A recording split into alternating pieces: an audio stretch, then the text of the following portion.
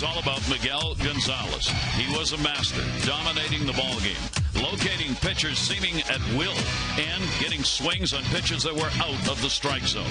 It was his best performance at the major league level. And when it was done, he was still there. A complete game shutout. As they say, how sweet it is.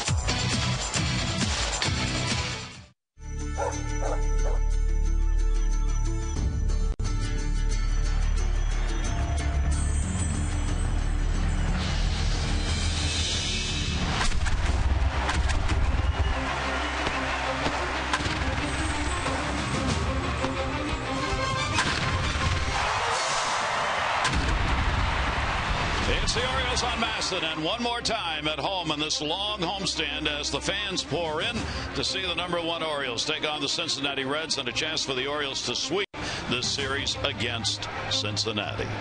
Hi, everybody. I'm Gary Thornton. Welcome for the Orioles. What a homestand it has been. They'll try and add to it tonight.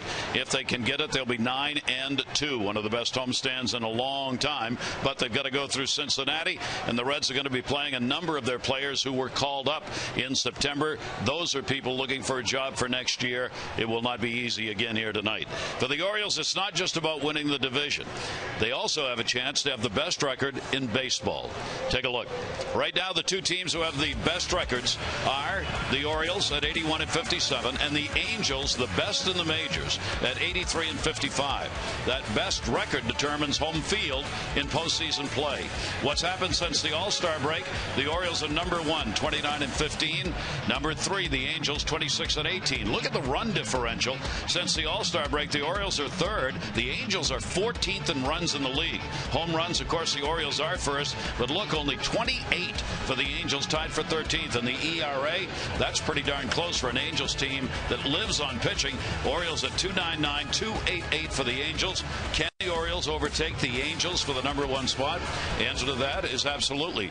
Mike Bordick, there are plenty of games left to get it done, and plenty of games for the Angels also to pick it up. Yeah, well, there sure are. And I'll tell you what, though, you saw by the numbers there, the Baltimore Orioles have been playing great baseball, consistent baseball for going on 2 months now. They're getting great pitching. They're swinging the bats very well. And, of course, that historic defense that they play night in and night out. They play great at home. So this is something to shoot for. I mean, this is a team that can take over this lead with the best record in baseball and have the home field advantage all the way through. And if they make it to the World Series, American League won the All-Star game, so they have the home field advantage there.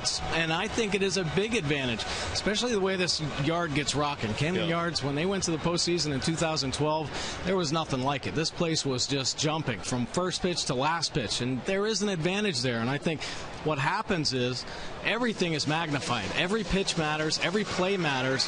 And when it's a good or bad thing, the home field can really offset the tempo of a ball game. And, the Orioles playing so good, they could really use this home field advantage and the fan support. So no matter what the lead, the games do matter that are played, because you're really going after, if you're the Orioles, the Angels right now, to try and take that #1 spot away from them. Game 3, the Reds and the Orioles, when we come back.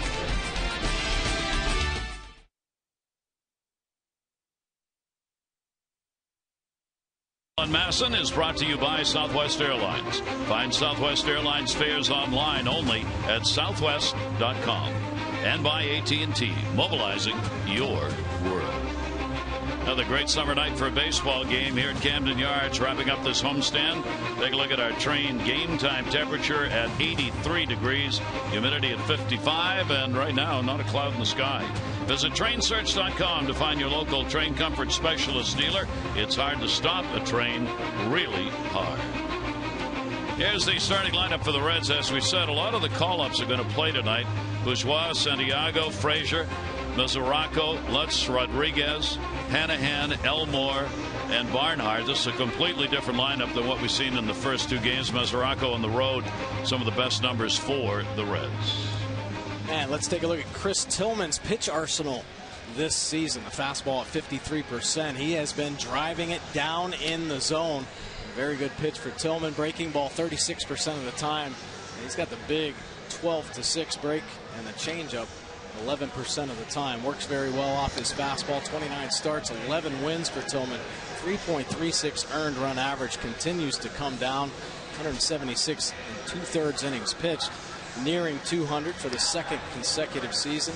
Opponents hitting just 233, has given up the 17 home runs. Lefties 241, the righties just 223. And Tillman has been on a roll. 16 consecutive starts, allowing 3 runs or less. He's working on the lowest earned run average in Camden Yard history at 2.50. And the month of August was exceptional. 4 wins, no losses, 1.33 earned run average in his 6 starts. And he has been on fire. 20-9, the Orioles record in the starts that he has made this season, and he is second in starts in the league. And the first pitch is going to be in there for a strike. Bourgeois leading it off, and has only had 1 at bat here in this series and is 1 for 1. 0-1 delivery on the way to him. The pitch will be taken up and away for a ball. Talking about Mike was talking about Chris's run. He has not had a loss in a game since July 12.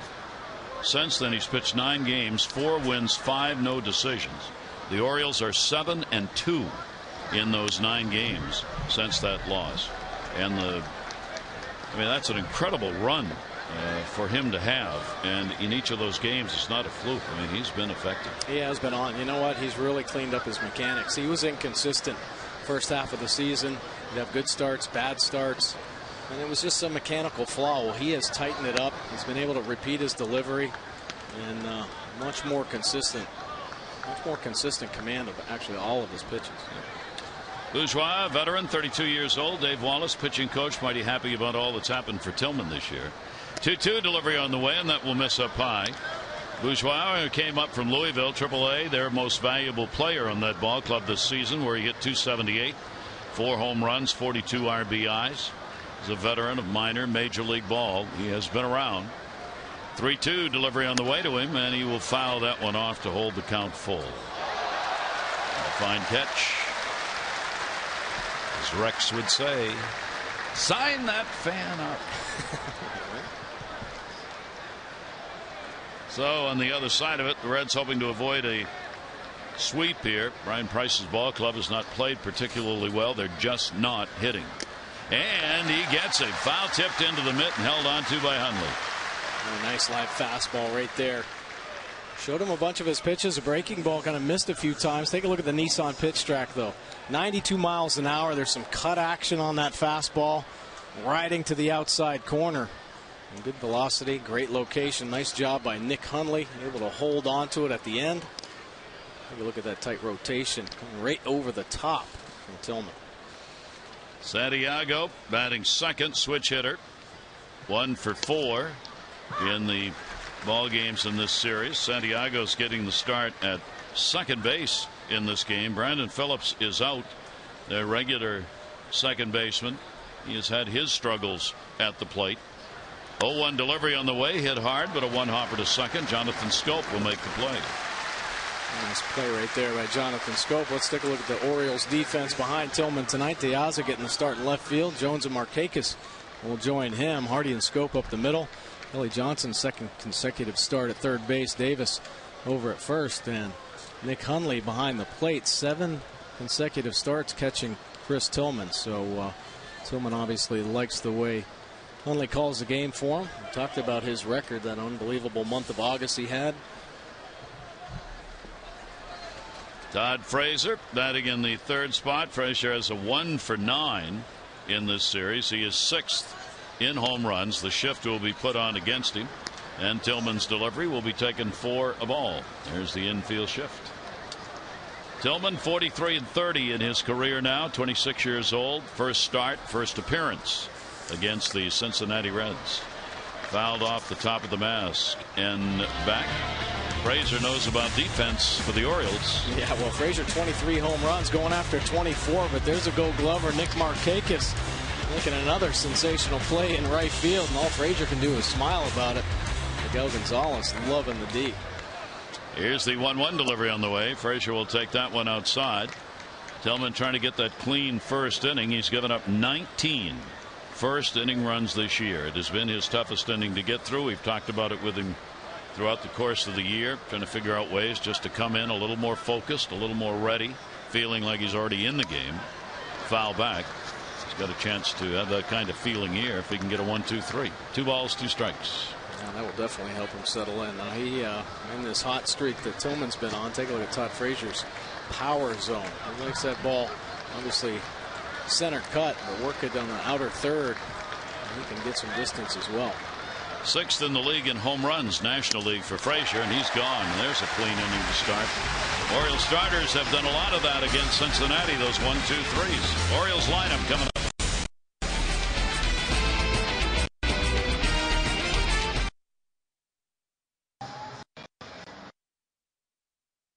Times now in this series that Orioles starters have held the Reds scoreless in an inning. Let's take a look at the starting lineup for the Orioles, brought to you by Southwest Airlines. Their fares online only at southwest.com. Markakis, Diaz, Jones, Cruz, Davis, and Hardy, Johnson, Hundley, and Scope. Cruz last 364. Yeah, let's take a look at Mike Leake's pitch arsenal this season. The fastball 72%. He's got a 2-seamer. It's a nice little sink run action on that. A 4-seamer. 89-93, and also a cut fastball. Look for that late movement on that pitch. Breaking ball has the slider and the curve and the change as well. 28 starts, 10 wins, just a 3.33 earned run average, 186 and a third innings of work. This young guy's really adding to the inning total. Opponent's hitting just 258 overall. He's on a nice little roll himself. 13 2/3 scoreless innings. Last start, 7 innings, didn't allow any runs. The Reds ended up losing that game 2-1 to Pittsburgh. Nick Markakis through the wickets and the middle. So Nick is on with a leadoff single, and boy, in that leadoff spot this season, when he's leading off an inning, his average is 307, and he's done so much of that on his first at bats in a ball game. Yeah, gets a little 2-seam fastball. You saw it running away, stays on it, takes it right back through the middle, in between Leake's legs for the knock. So Nick Markakis is on with a leadoff single. Diaz getting the start in this one. Diaz has been on a streak. He's 2 for 4 in this series, and he is .310 over his last 24 games, coming over from the White Sox. So if you put what he was doing there and what he's done since joining the Orioles, this is his second start in left field at a pretty good average, .310 over 24 games. Diaz a left-hander because the lefties do much better against Leake. That 292 to 231, a big difference between lefty righties. Frazier way in at third base looking for a bunt. The strike will be taken. But Showalter has a theory on that. He doesn't bunt very often in these situations. He says, I learned a long time ago you get 27 outs in the game. Count them and protect them very carefully. He says you better be darn sure when you put that bunt down, you're really willing to give up that out. Here's the 1-1 delivery on the way, and the pitch up high, 2-1. Yeah, not many managers follow that old school philosophy. Get a guy on base, bunt him over, especially early in a ball game, especially in the American League East. A lot of boppers in this lineup. Orioles probably the best home run hitting team in the game right now, so why give up the outs? There's a 2-ball 1-strike count on him. Markakis being held at first base, and a swing and a miss. Good pitch. Leake dropped that one down and away. Good 2-seam fastball. And take a look at the sink action. Boy, nice dive down at the end, 90 miles an hour. And he'll throw a changeup off that as well. It isn't a changeup where he takes 10 miles an hour off like a typical fastball changeup pitcher. It's more like a BP type fastball, but that same type of action. 2-2 pitch down to first and foul. Leake has been tough with runners on. He's actually got a better opponent batting average out of the stretch than he does out of the windup. And the bases are empty. Hitters at 280 when he's working out of the stretch, 228. Pretty significant difference. Ryan Price, skipper up front there, watching his 26-year-old who's 6th in the National League in innings pitched coming in. That one, that's why you don't bunt. Oh, foul ball. Close. Jerry Lane, crew chief, had to get out of the way and make the call. That's a tough one. And the only one who's really got an angle on that is the visiting manager. Yeah, this is a zinger right down the first base line. Right in between first baseman and first base umpire. Word goes over that bag, and it was foul. That's why Jerry's a crew chief. Or at least one of the reasons, along with longevity. A 2-ball, 2-strike count. The Azs got around on that one. Markakis back. No breeze here at the start of the ball game. And another one. Look out. Oh, mercy. Oh, jeez. I don't know why, but this seems to be a year where balls like that have become much more commonplace. Line drives that go into the stands very close to the dugout or right over the dugout. And we talk about it all the time, but we can't talk about it enough. You've got to watch the game. You have no time to react. 2-2 delivery again. That one will go the other way. Lutz has got a long run. He started in. Now it backs up on him. Markakis halfway will go back. Let's take a look at the Reds defense tonight. Lutz, only bad route on that last fly ball, but he's in left field. Bourgeois in center. Rodriguez over in right. Elmore and Santiago up the middle. Frazier and Hanahan on the corners, and Barnhart behind the plate. Completely different look here for the Reds in this game 3. Here is Adam Jones. Adams had the 3 for 8 in the series. 24 home runs and 81 RBIs on the year for Adam. He and Nick Markakis continue to lead the Orioles in the hit category. Nick's 2 ahead now of Adam Jones. 162 hits. Adams got 160. They're both in the top 10 in multi-hit games. Adams got 49. Nick's got 48. And they've been that way all season long. Yeah, great consistency. Can't get him out of the lineup. Both gamers want to play every inning. Runner on first with 1 away. Infield double play depth. Jones will go after it. First base side. Heading over to the seats, and that will be out of play. A good pass on the slider right there. A little smile. Big swing. Take a look at Adam Jones's power zone. Great plate coverage. You make a mistake in the middle or in the outer third, belt high, he's going to powder the baseball. He's done it a lot this season. A lot of extra base hits. Using the whole field. Adams still looking for that next home run that is going to become a part of Orioles history. He'll have 4 straight 25 or more home run seasons. Become the first outfielder in Orioles history to do that. 0-2 pitch will be taken up high, and a 1-ball, 2-strike count. Talking about the homestand for the Orioles that ends here tonight. They are 8-2 in this homestand, averaging 5.8 runs a game with a team ERA of 2.7. 1-2 delivery. Jones had one up there, foul tipped. It goes into the mitt, and Leake's got a strikeout. And trying to work Adam Jones in after showing him that slider on the outer third. A couple fastballs. The first one missed. It goes right back to that spot. Beats him with 91-mile-an-hour fastball. Leake gives up a hit an inning on the year. Strikeouts are 142 and 187 innings pitched. He is third high in hits surrendered. Part of that has to do with the fact he's 6th in innings pitched.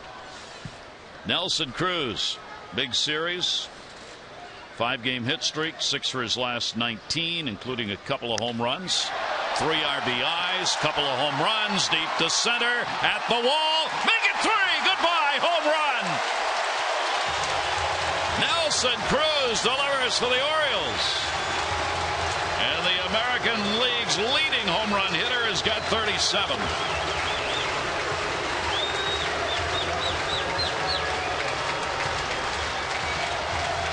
Pretty impressive. Nelson Cruz, when he gets hot, he can be unstoppable on a nice roll right now. Make mistakes, and he's punishing them. 18 home runs surrendered by Leake, 9 to righties, 9 to lefties. The Orioles continue their unbelievable run in picking up homers.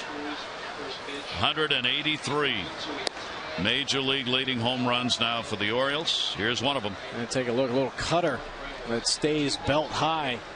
Nelson Cruz, the quiet feet and the quick bat, creates a lot of distance. Davis going for one himself right there. There's Nelson, 37 home runs, 93 RBIs. He is now 5th in the league in runs batted in. Slugging percentage in the top 10, he is 6th. Davis is going to get one down the line. That's a fair ball. Rodriguez going into that corner. Davis on his way to second base. He'll go in standing with a 2-bagger. Chris Davis is heating up as well. 16th double of the season. Of course, the big home run in last night's ball game. Well, we've already got 500 more for our Maryland Lottery contestant for this ball game. Jennifer Pasternak from Baltimore, 500 for being selected, 500 for every home run. You've already had one tonight. And with over 175 homers, lotteries awarded over $150,000 to all contestants. Play the Orioles scratch off today for a chance to win up to $60,000. Find out more at mdlottery.com/Orioles.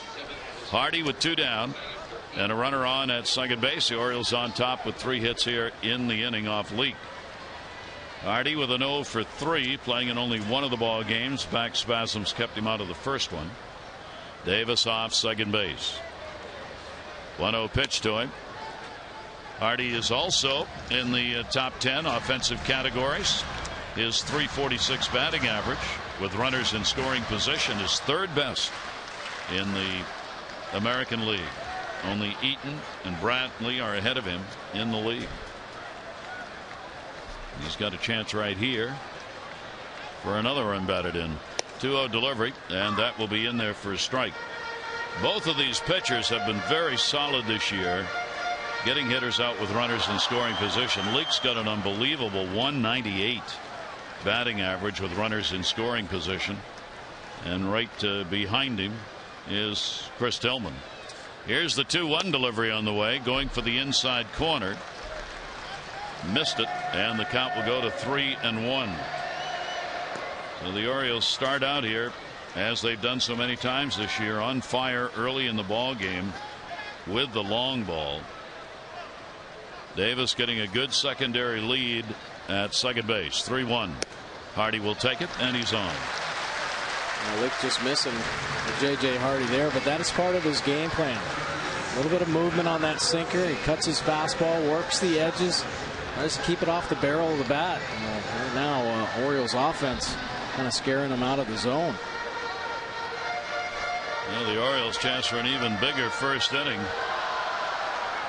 Kelly Johnson's getting another start, his second in a row at third base. Kelly Johnson has gone 4 for 11 with a home run off Leake. He has faced him successfully before, and another left-hander in the lineup.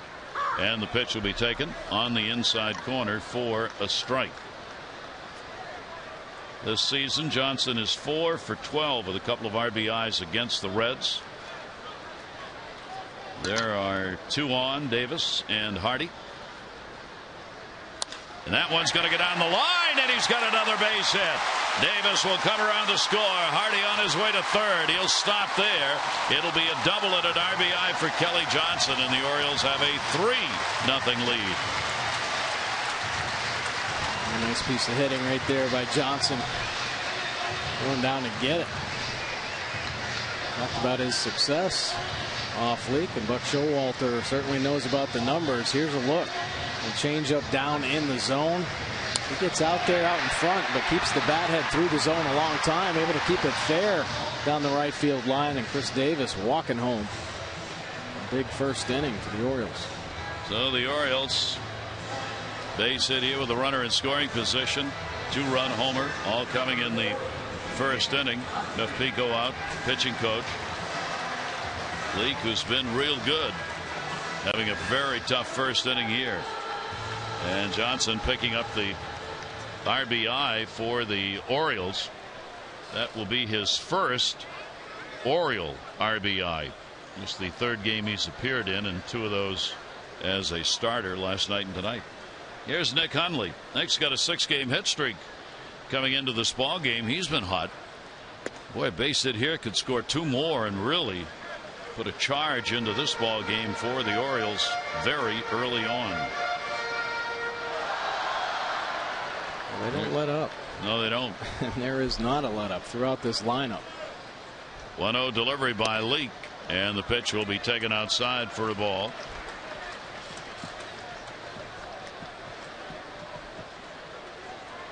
And of course, what this is doing is piling the pitch count up early. 27 with this 26-year-old right-hander. Here's the 2-0 delivery on the way, and that'll be fouled off the other way. The Orioles against right-handed starters this year are 60-40. They have the second best record in the major leagues against right-handed starters. The only team with a better average is their team they're chasing for that #1 spot in wins in baseball, and that's the Angels. Against left-handers, Orioles 21-17. That's 10th in the majors in win percentage. 2-1 delivery on the way, and got that one by Hundley. And the count evens up at 2 balls and 2 strikes. Take a look. Nick Hundley has been raking 6-game hit streak, 381, a couple home runs, a 3-run shot off Phil Hughes in the Minnesota series, 4 RBI. No let up in this lineup. You put Caleb Joseph in there. He's been swinging the bat well. Bottom of the order. Got a hold of that one to left field. That ball's back near the warning track on the wall. 364. Goodbye. Home run. Hundley delivers a 3 RBI homer, adding to Cruz's long ball.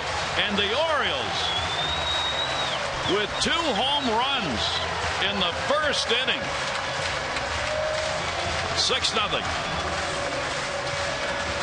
Hundley staying red hot.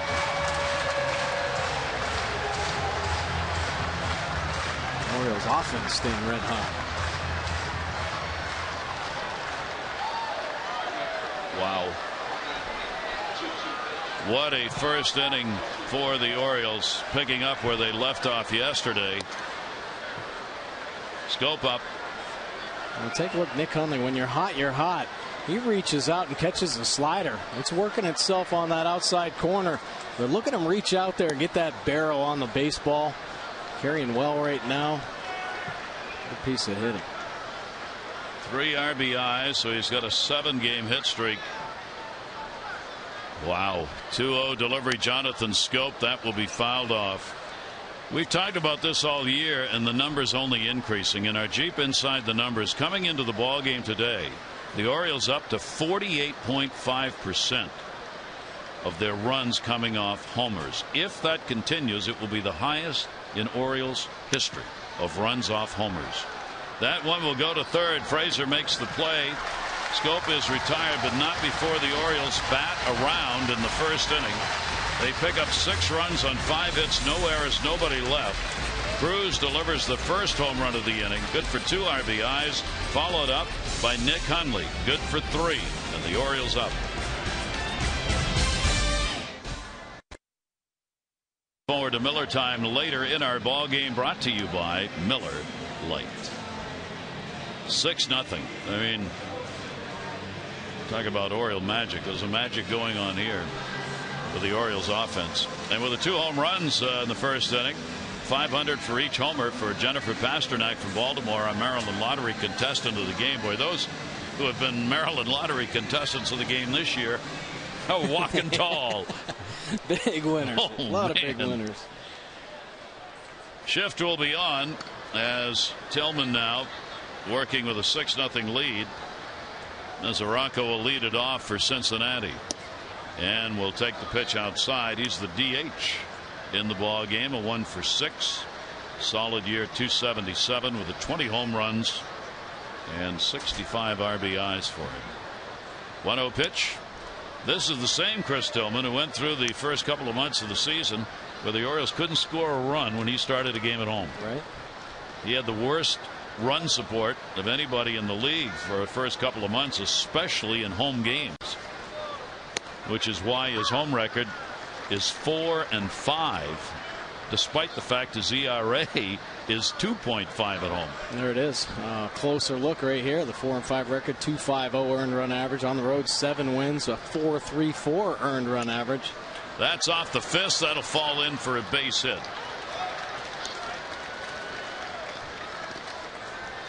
Take another look here. And pretty similar on the innings. But the run support average at home way down to 3.75. Actually, it's come up a little bit because the last month Orioles offense has been on fire. But when he's on the road, boy, have they been giving him some support. 6.18 runs per game. That's the 7 wins.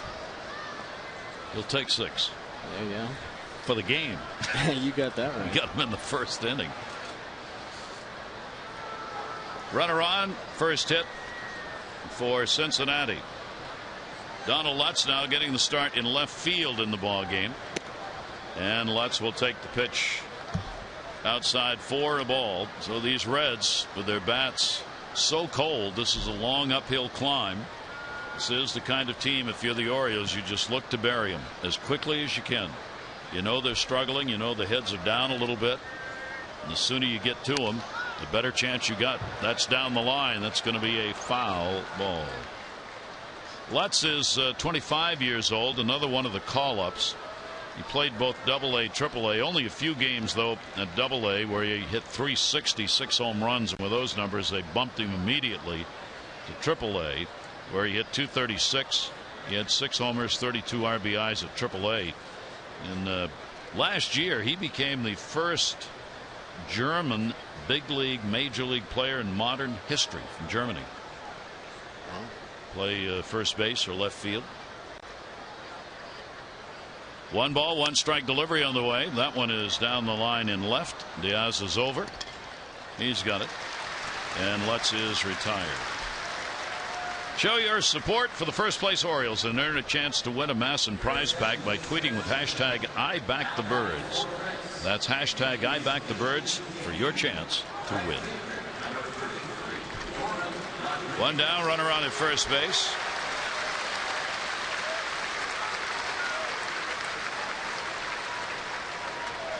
Yerman Rodriguez coming to the plate. Rodriguez, another one of the call-ups. This is a major league first for Yerman Rodriguez. He's the only one on the current roster for the Reds who had not appeared in a game. He jumped all the way from AA. There are 2 Reds who have come from AA. Carlos Contreras, who we saw in the ballgame last night, and Yerman Rodriguez from AA with no AAA games. So major league debut for him. And the pitch will be taken away. 1 ball, 1 strike count. Well, you got to believe that Rodriguez, Lutz, so many of these players are in this lineup right now are going to get a lot of looks here the rest of September. The Reds offense has not shown up since the All-Star break. A big reason why they dropped out of contention in the division. So manager Brian Price is going to take a good look at these guys. Johnson, 1 relay scope, quick arm, not quite in time. Rodriguez, who is a 5'2" player with one of those tools being speed, gets there ahead of the throw. So runner out at second, 2 down. Well, the Birds return to Oriole Park, a final homestand, regular season, Friday, September 12th. And history is waiting to be made. Tickets are going fast for the final 10 home games, including showdowns, Yankees, Blue Jays, Red Sox. Every game matters, locking up the Eastern title, going for the best record. So don't miss it. Tickets, Orioles.com or 888-848-BIRD.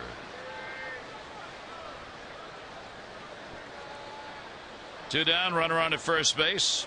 That'll bring up Hanahan. Jack Hanahan will take it for a strike. Hanahan has had 1 at-bat in this series, the 0 for 1. A lot of unfamiliar names, even to Reds fans, involved in this ball game with all these call-ups getting starts. Hanahan has made 5 starts, first base and as a DH. That one is going to be fouled back. He was one of those injured on the DL for the Reds this year. Began the year with shoulder surgery on the 60-day DL. He didn't play until July 27. A lot of players on this Reds team. You talk about a team that was decimated with injuries. The Reds team was one of them. All year long, guys spending time on the disabled list. Tillman's delivery is going to miss outside. 1 ball, 2 strike count. Hanahan. Rodriguez on at first base. Elmore waiting on deck for a chance. Reds on this road trip have won only 1. They have lost 4. Not good in interleague play this year. 6-13 for Cincinnati. Hanahan will be way out in front and foul it off. When you talk about all these new players, of course, the Baltimore Orioles aren't really that familiar with the Cincinnati Reds, but there's obviously a number of scouting reports out there on their frontline players.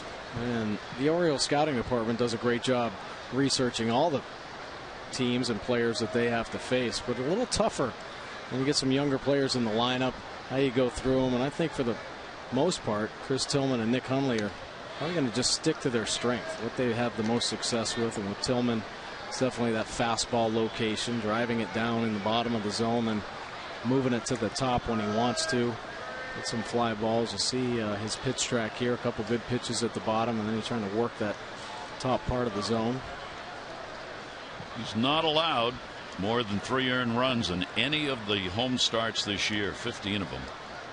2-2 delivery on the way, and he got him to chase. Strikeout number 3 for Tillman. No runs, 1 hit, no errors, 1 left. Orioles up 6-0.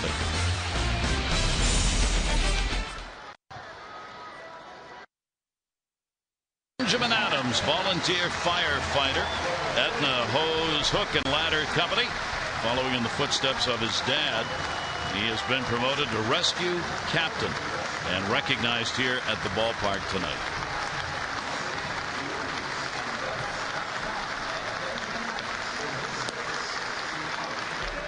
All season long, the Orioles recognizing those who serve, and a good crowd on hand tonight to salute between innings. Orioles up on top, go right back to where we started. Here's Nick Markakis. Orioles batted through the first time up. Nick started it out with a hit straight up the middle, scoring that first run to the Orioles, his 737th run scored in his career. He is now tied for 8th with Paul Blair in runs scored in Orioles history. Nick Markakis having another outstanding season, but he has made a lot of adjustments throughout his career. This year we haven't seen him tinker with his swing that much because he's been so consistent, but just recently, you know, he's made some adjustments. He watched a lot of videotape the last few days and trying to find the spot where he feels the most comfortable with his hands.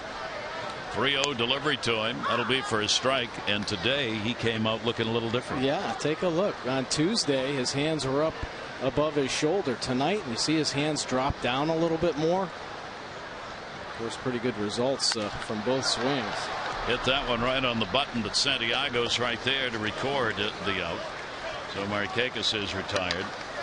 Nick can be one of the most pronounced tinkerers because he loves to hit, loves to watch the video, loves to think about what's going on at the plate. How can I be better?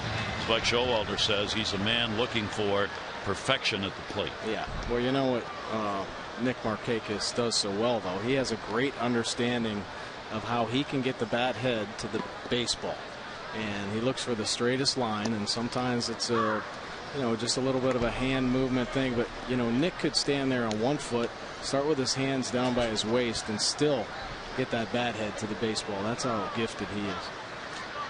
0-1 count. Diaz at the plate. Ground ball to first. That'll be backhanded. Hanahan, nice play on Leake over there to cover.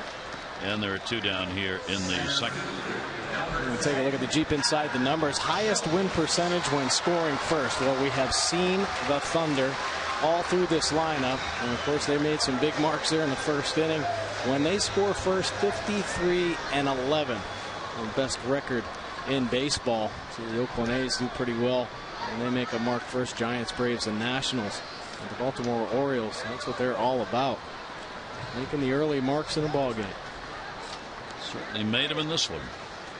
Adam Jones coming up, 2 down, nobody on. He was a strikeout victim his first time up. Pitch on the way, will be taken outside. Leake is an interesting story. Their starting pitcher tonight. He was on the club's opening day roster in 2010. Never played in the minors. 1-0 pitch on the way. Aren't many in Major League history. In fact, when he did that, he was just the 21st player since the draft began in '65 to come right to the majors without a minor league game. Jones gets that one to center field. Hit it hard. Bourgeois going back. Warning track 400 feet away. And he will haul it in. So the Orioles batted around in the first inning and retired in order in the second. Orioles lead at 6-0.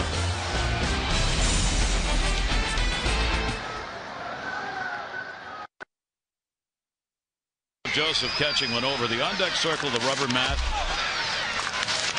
How he wasn't hurt, I don't know.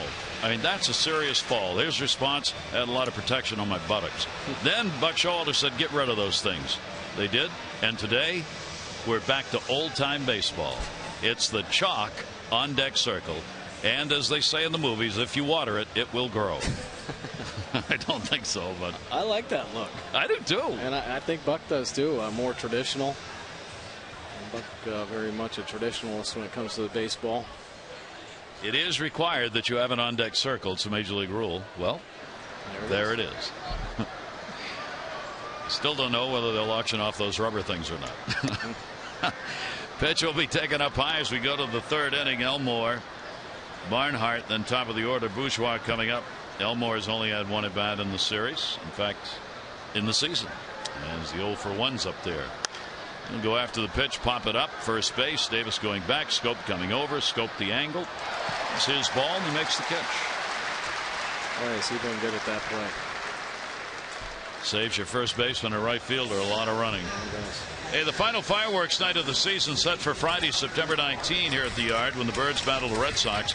Gather up family, friends, celebrate this final home weekend of the 60th anniversary season. Every game indeed matters. Get your tickets now. 888-848-BIRD or go to Orioles.com.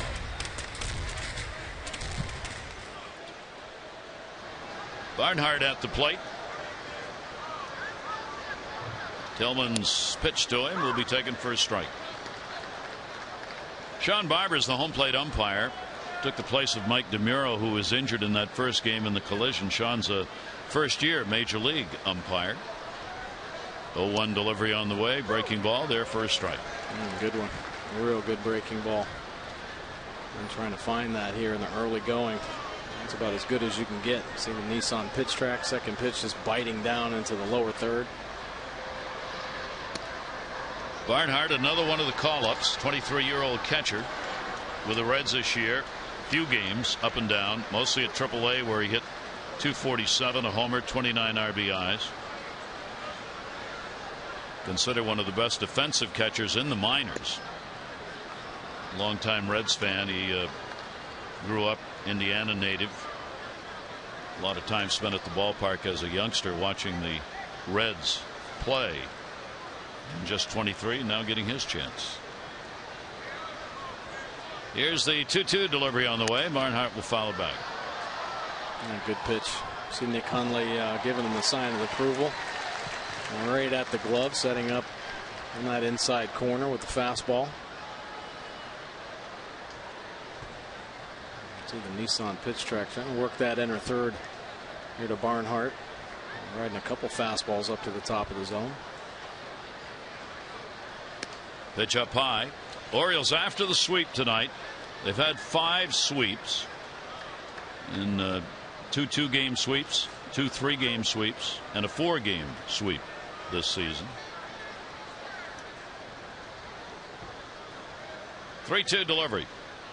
And that will miss. And Tillman surrenders his first walk. 1 down, 1 on here in the third inning. Time for all you fans to tweet your photo using hashtag MASSonFanPhotos for a chance to have it shown in a future broadcast. It's brought to you by AT&T. Look, honey, look. Chew. Remember that night? Oh, jeez. 1 away. Bourgeois, strikeout victim. In at third base, even. Kelly Johnson. Down the line, foul. Chris Tillman struck him out of the ball away. It looked like Bourgeois was guessing. Went after it. Fastball probably just off the plate. And whistled one down the right field line. Jerry Lane, first base umpires, got the dancing shoes on tonight. He's had to move real quick on a couple of shots down there. Runner on first. The 0-1 delivery on the way up high. 1-1. Now the Orioles are after their 82nd win. No question they're going to have a winning season, but make it official. 1 ball, 1 strike count. And that's going to be loop left center. That will be a base hit. Bourgeois on with a single. Barnhart will stop at second base, and the Reds have 2 on, 1 out here in the 3rd inning. Pretty good piece of hitting right there. Nasty breaking ball from Tillman. He just went down and got it. Good concentration. Saw Adam Jones after he fielded that base hit. He was checking Barnhart out, maybe potentially throw behind him. He's aware of what's going on in the field. We've seen him make some unbelievable plays this season in center field. So Ramon Santiago with 2 on and 1 away. Here in this series, the Reds have gone 3 for 11 with runners in scoring position. That's going to be another one. That's a base hit. Barnhart coming around. Marquez' arm will hold him at third. Throw all the way in and a hop. Gets away from Hundley. Runners stay right where they are. So the strength of the arm and right is the determining factor in stopping Barnhart. Plus the fact they're behind 6-0, so you don't want an out recorded at the plate. You don't want to run yourself into outs. Good piece of hitting here. Hammering it through that hole. Nick Marquez, see that good first step, closing the distance, and a quick hold. The third base coach kicks away. Good job by Tillman there to back up. Keep Barnhart there at third base. So the bases are loaded here in the 3rd inning with 1 away, and Frazier, a home run hitter, coming up, their leader, 6th in the league, National League, with the 23 home runs. He was a strikeout victim his first time up. So a chance for them to get right back into the ball game here. 1 away, double play depth infield. Pitch will be taken down low for a ball. Frazier has had 10 chances this year with the bases loaded, and he does not have a hit. He and Ludwig have had the most times to the plate with the sacks full. 1-0 delivery by Tillman, and that's going to miss. No place to put him, and the count goes to 2-0. I'm trying to be careful, knowing the danger that Frazier possesses. Looks fine right here. A walk and 2 singles have loaded him up. Tillman, fly ball pitcher. Strikeout or a ground ball is what he'd like to get here. 2-0 though. Pitch on the way, and that's not close. And the count goes to 3-0.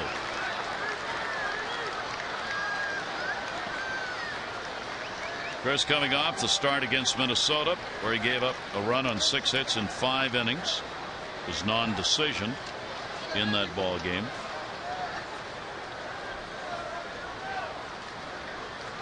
.30. Frazier waiting on it. He walks in a run, and none of those were close. So an RBI picked up by Frazier on the bases loaded walk. Barnhart, who walked to start the inning, scores, and they're still loaded. Dave Wallace and Nick Hundley will go out there to settle him down a little bit. Chris Tillman certainly has been through a lot in his career, 5 years in the big leagues. So these type of situations, a lot of times you can work yourself out of them, but maybe Dave Wallace sees something mechanically. Maybe that front shoulder may be leaking a little too soon. Just little reminders for Chris Tillman to make the adjustment and get him back in the zone. Well, we go from Frazier, who's 0 for 10 with the bases loaded, to Mesoraco, who's 6 for 7.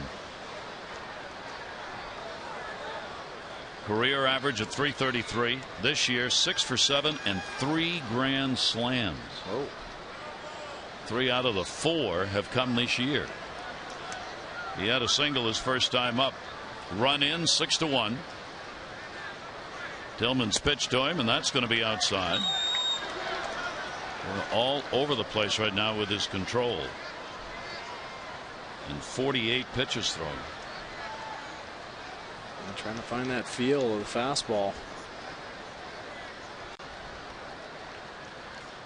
Mesoraco with a 1-0. Sacks full. Chopper. Foul. Well, good job with the changeup. Nice call by Hundley. Has been able to throw that fastball for a strike. Throw an off-speed pitch. You really got to reach out there, and you saw that circle change grip. A good location gets him out in front. This gets a little bit of a piece. Hundley ready. Grabs it in foul territory. Those are always close. Catcher will always act as though it's a fair ball because you never know. And those bouncers right at the plate. 1 ball, 1 strike count. Tillman's delivery to him. Another one fouled off. And the count goes to 1-2. Nice job to get back into the count. And we've seen him this season, really the last couple months, the ability to minimize the damage. Come up with the big pitch when he needs. He's got some big ground ball double plays and situations, and really the whole rotation. That's what they've been all about. 1 ball, 2 strike delivery on the way with the Sox full foul back. And we told you Leake has a 198 average with runners in scoring position. Tillman is at 216 with runners in scoring position. So both pitchers have been really tough in these situations. 1 ball, 2 strike count.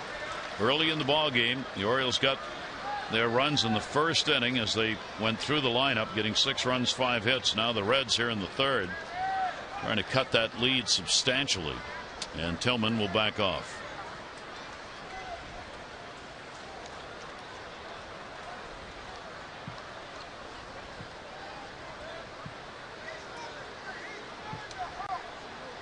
Mesoraco has had one of the few hot bats in their lineup. 7 hits in his last 18 times to the plate. 1-2 delivery to him. That'll be in the dirt. Hundley with a good stop.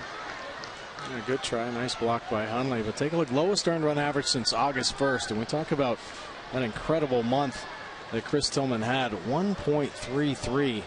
Just trailing Schumacher from the Angels. Having a 1.31. Amazing numbers. Really that deep into ball games as well.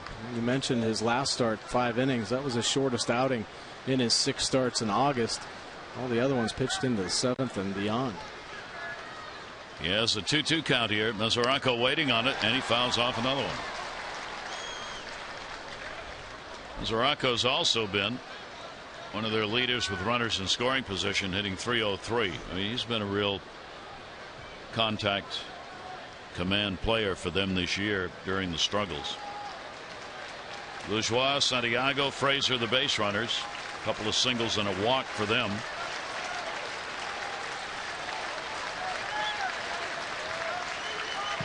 Tillman trying to find a way to get him out of there. 1 away. 2-2 delivery. Mesoraco lines at the center field. Jones going back on his horse, reaching up. He's got it.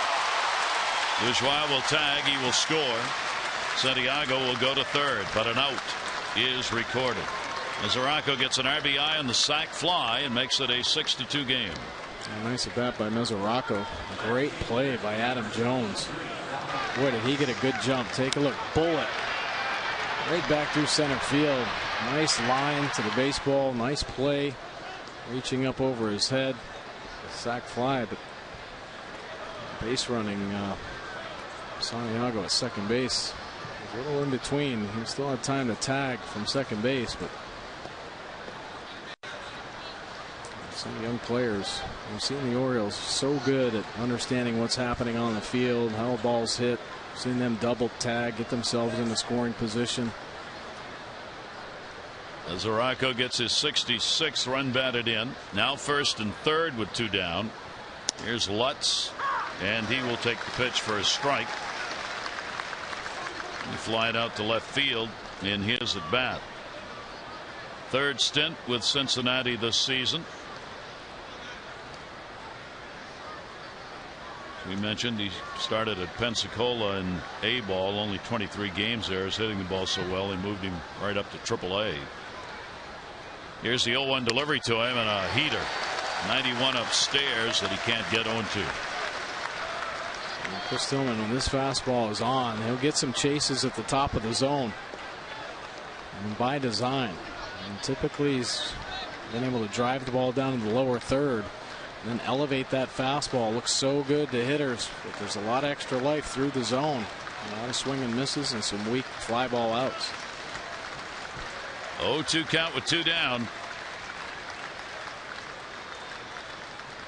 0-2 to Lutz, and he gets him. So a big strikeout for him, 4 Ks. 2 runs in on a couple of hits and a couple of walks. Makes it a 6-2 Orioles lead.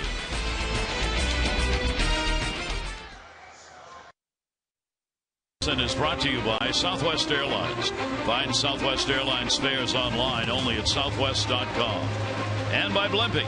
Try the new Hoboken Hero, filled with savory Italian flavors. Blimpie, America's sub shop.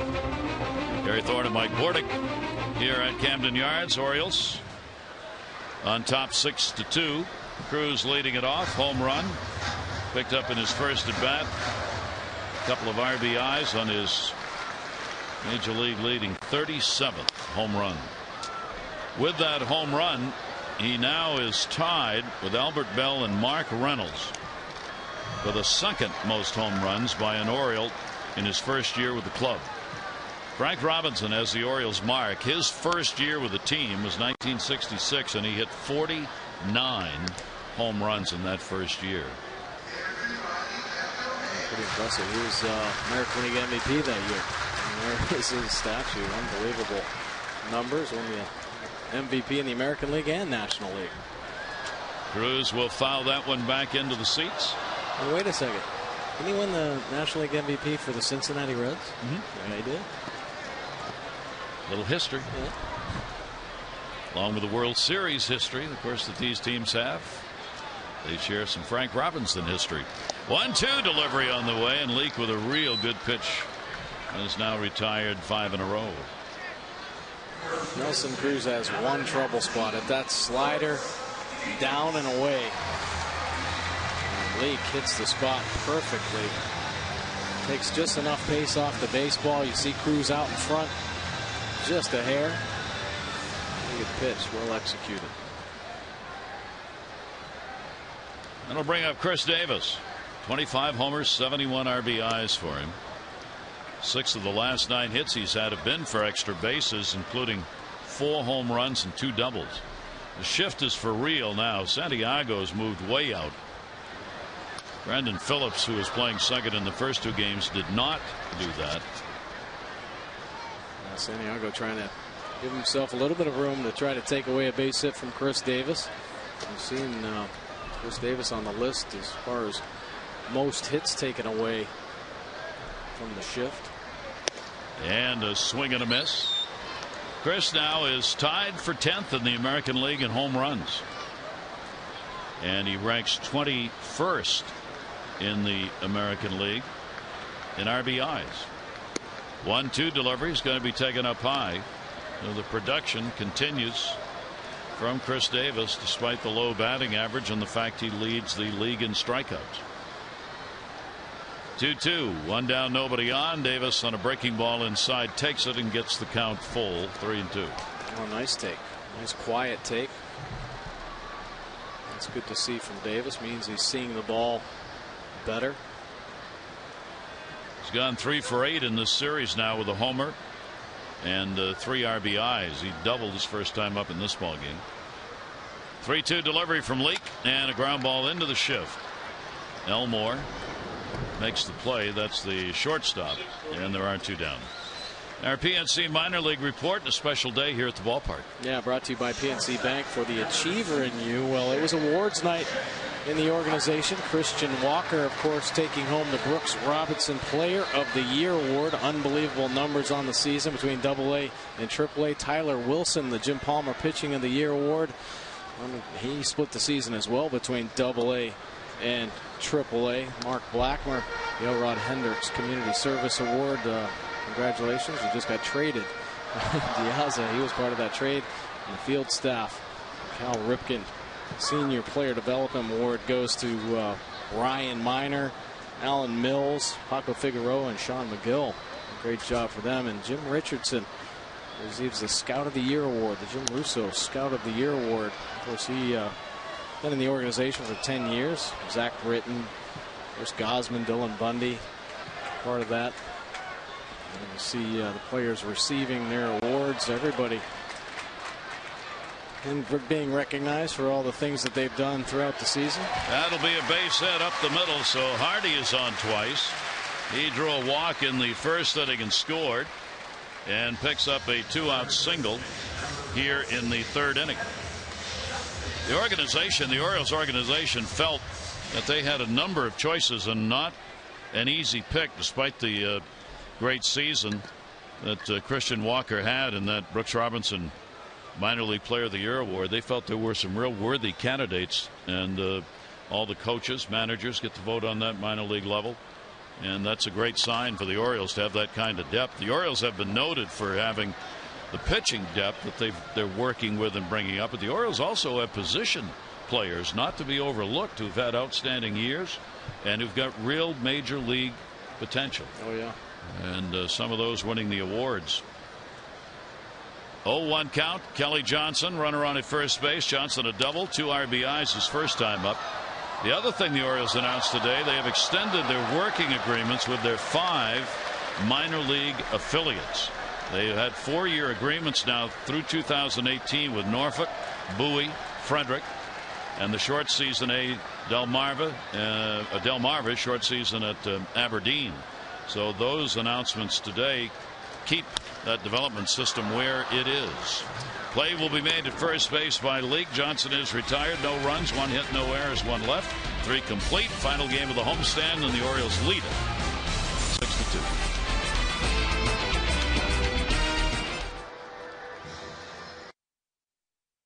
By University of Maryland, University College, October 16, 83. Cal catches final out, Game 5, 83 World Series championship. First one since 1970. Came against the Reds. Scott McGregor, complete game shutout, Game 5, 5-0 over the Phillies. The Orioles won the series 4-1. Rick Dempsey named MVP. 385 average, 4 doubles, home run, 2 RBIs, and a massive celebration for the Orioles. Can it happen again? Of course it can. Will it? Who knows? Orioles on top here by a score of 6-2. 70 World Series featured some great comeback wins by the Orioles in that series, starting at Riverfront Stadium against the Reds. Ball is going to be fouled away. Rodriguez, major league debut, first time at bat, and hit into a fielder's choice.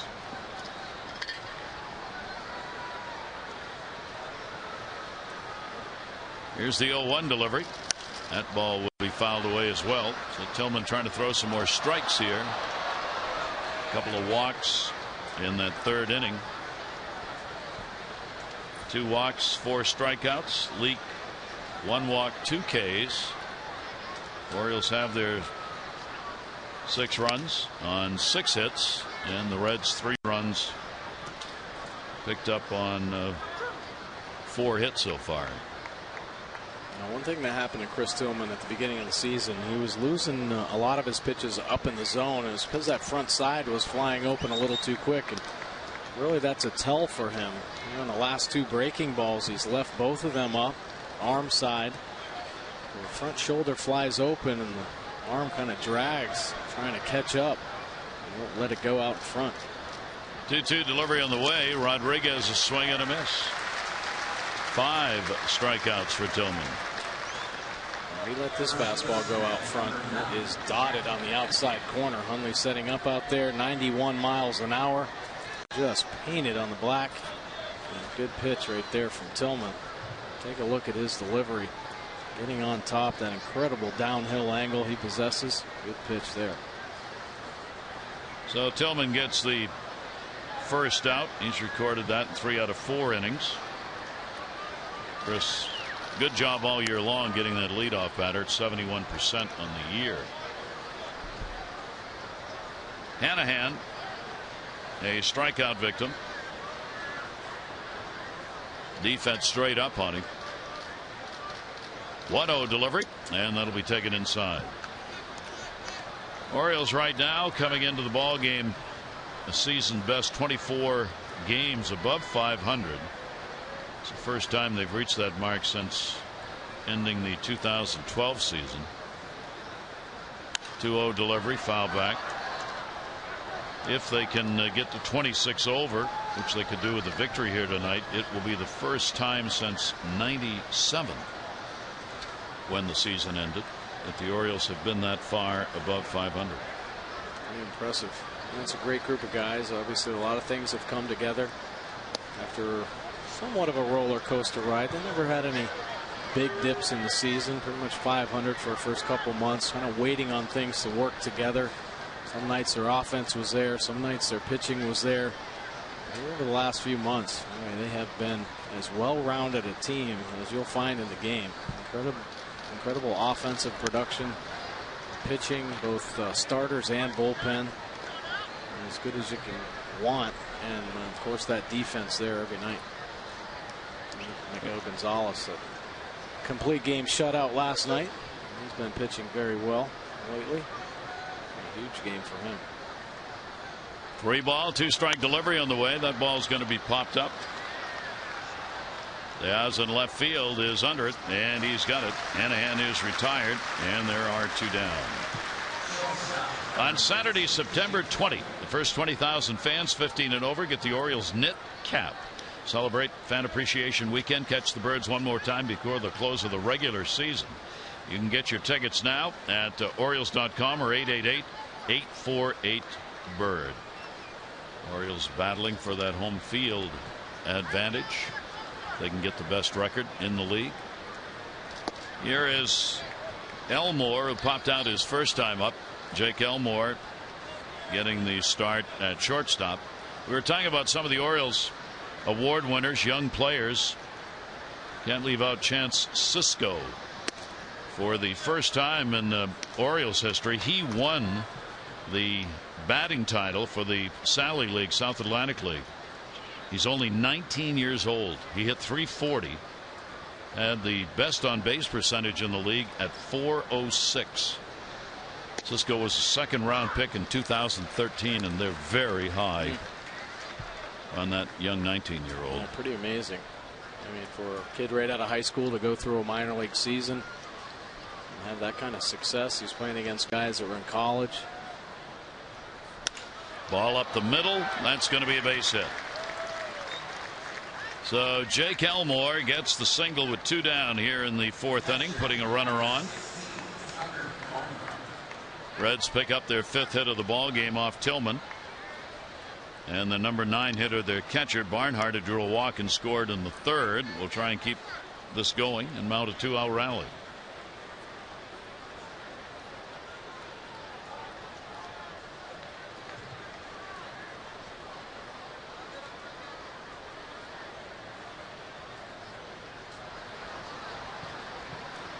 Two down. Short lead at first base, and the pitch will be in there for a strike. Cincinnati team now 66 and 73. Second half of the year after the All-Star break, a disaster. They've won 15 and lost 29 since the All-Star break. Worst record in the league with Texas. That'll be fouled off down the line. And Tillman gets ahead of him 0-2.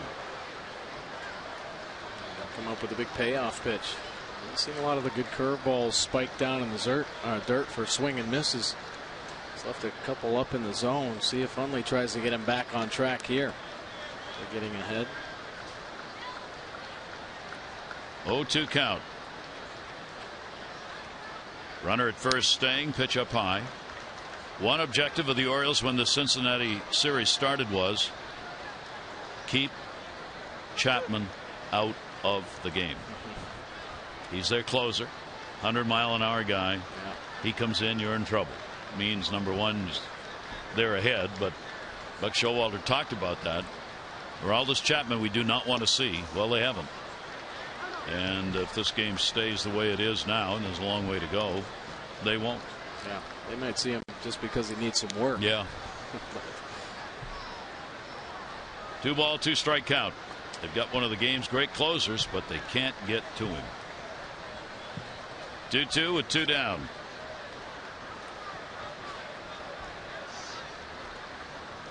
Barnhart waiting on it. Ground ball towards second base. Jonathan Scope off the outfield lip of the grass makes the play. No runs on 1 hit, no errors, and 1 left on base. Bottom of the 4th. Johnson, Hundley, and Schoop coming up with the Orioles up by 4.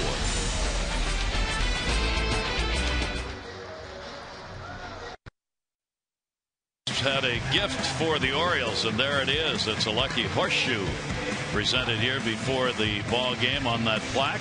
And the horse took a trip around, and the Clydesdale, being an Oriole fan, when he got in front of the Cincinnati dugout, yeah, that's exactly what he did.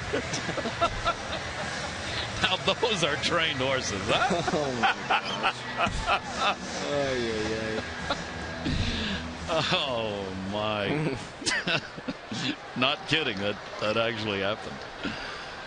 Here is Nick Hundley. Couldn't make that stuff up.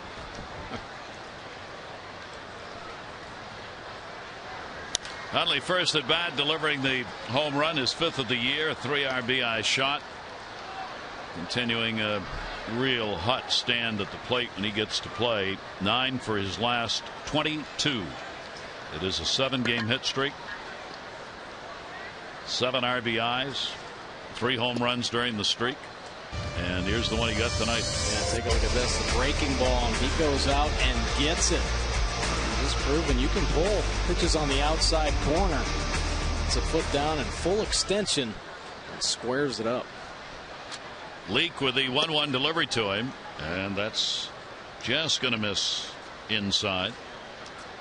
For Hundley, as far as the home runs are concerned, 3 at home and 2 on the road. He's found Camden Yards to his liking since coming over 65 at bats now here at home. He's hitting .317 here at Camden Yards and only .161 on the road with the same number of at bats.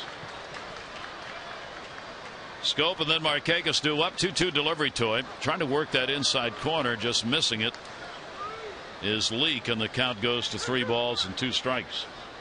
You see the pitch track, couple pitches running just in off that inside corner. 3-2 will go to short. Jake Elmore. Little flip toss over to get him.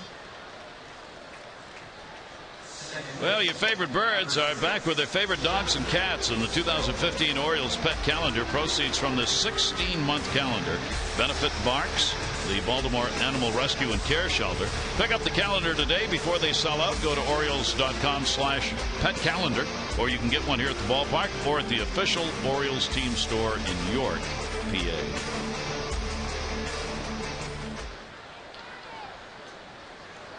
Schoop takes the breaking ball for a strike. Jonathan grounded out his first time up. Another hot home run hitter for the Orioles of late. The Orioles now have hit with 2 home runs in the first inning here. They've had 11 home runs in their last 5 games and 53 home runs in their last 29. Unbelievable number. Schoop off the fist a little bit on that one. 1-2. And every night you see how pitchers have to try to change their, what they've done typically throughout a season. You see a lot more off-speed pitches, a lot more change-ups to this team. It's trying to keep them off balance. A lot of times pitchers get out of their comfort zone, and the Orioles have made them pay. We were talking about Buck Showalter, who last night was talking about the development of Jonathan Schoop. I wanted you to hear the quote that Buck had. He said, "John is a tough one for me to figure out what he's going to be, so I quit trying to figure it out. Your curiosity with him is going to get satisfied. He has a good peer group around him that won't let him be anything but the best he can be. I'm excited to see where it will end. He's a strong young man." End of quote. Goodbye, home run. Oh, mercy. Cue up the homer.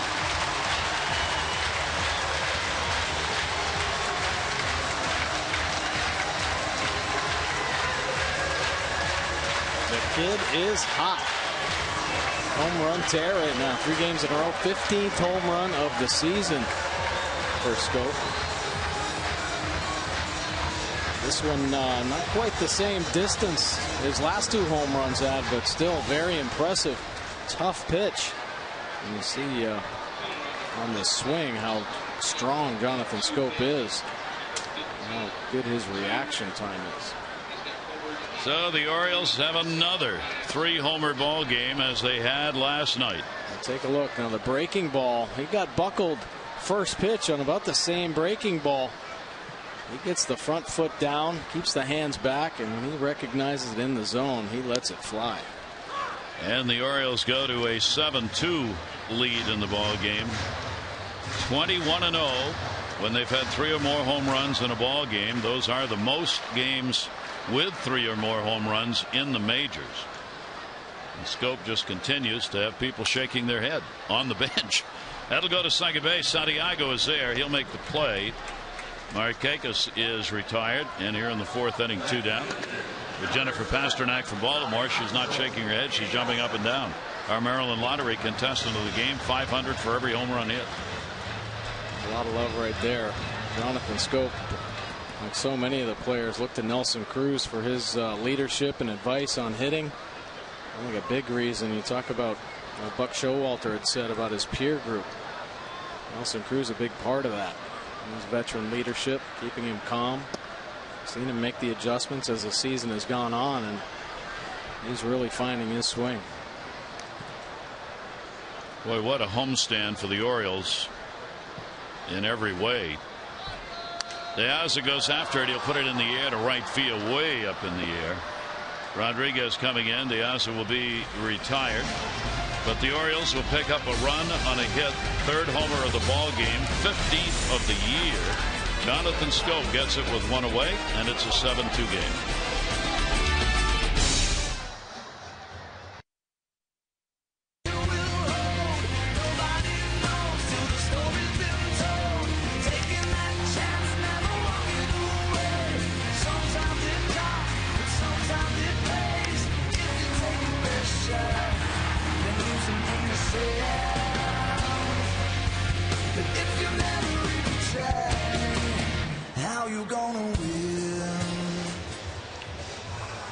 Good to be Camden Yards for these guys.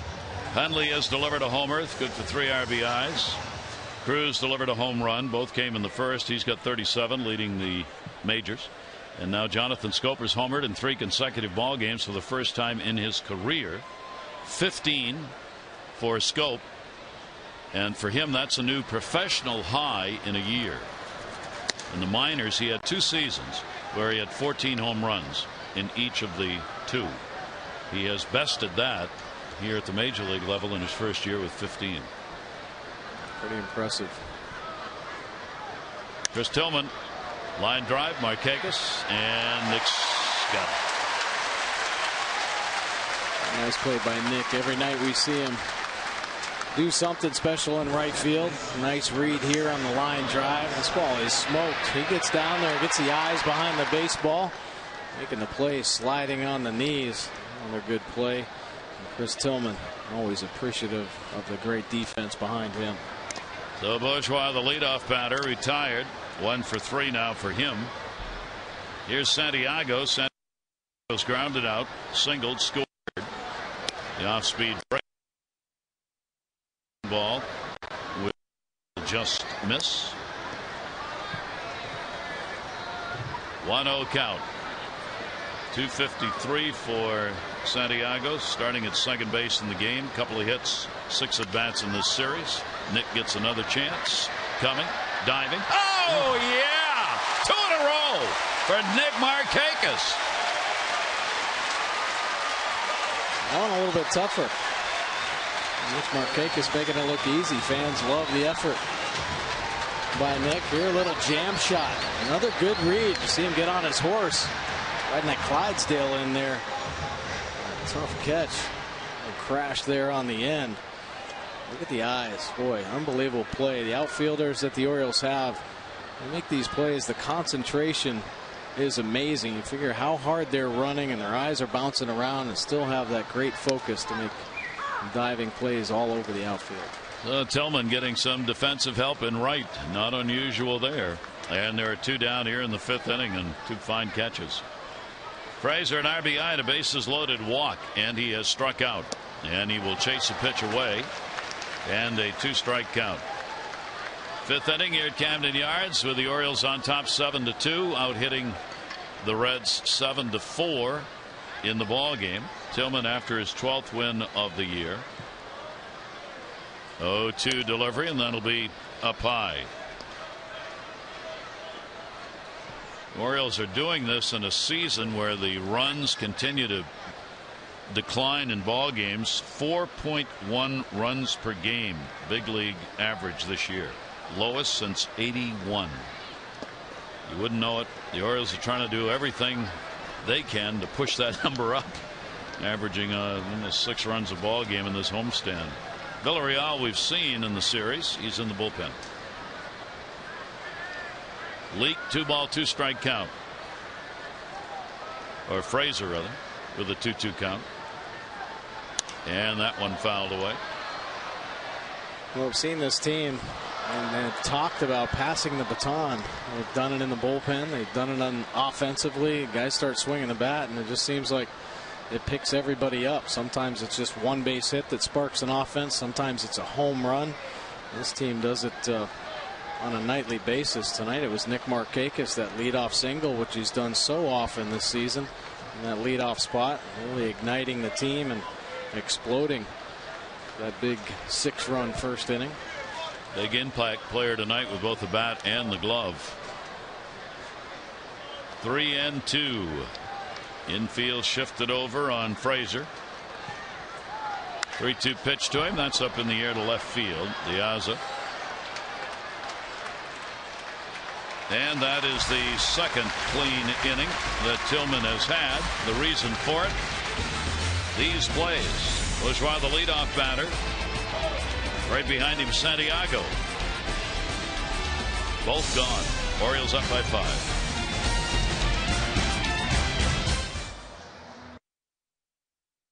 Form against this lineup, but he was hit around early in the ball game. Orioles tagged him for 7 earned runs in his 4 innings pitched, and he makes an early exit tonight. Now it's time for the M&T Bank call to the bullpen, brought to you by M&T Bank. When Baltimore succeeds, we all succeed. Well, it's Pedro Villarreal out of the bullpen once again. The Orioles have seen him here in this series. Fastball 69% of the time, breaking ball 30%. Occasional changeup, just 1% of the time this season. Take a look at his numbers here. 3.38 in the 3 games he's pitched in. 5 1/3, 4 punch-outs, a couple walks. Villarreal appeared in game 1, worked an inning, retired the 3 batters that he faced. For Mike Leake, the second ball game this year in which he's given up 3 home runs. He did it once before, April 26 against the Atlanta Braves. Those 3 home runs by the Braves, though, came over a 7-inning span. The Orioles tonight, 3 home runs off him in just 4 innings pitched. So the ball game turned over to the bullpen. Villarreal will work against Jones, Cruz, and Davis as we go to the bottom half of the 5th inning. Orioles looking to reduce their magic number. It is 16 at the moment. The Red Sox are leading the Yankees in the middle of their ball game 4-3. Magic number of games necessary to clinch a division title. Jones will take it down low for a ball. Adam has struck out and flied out.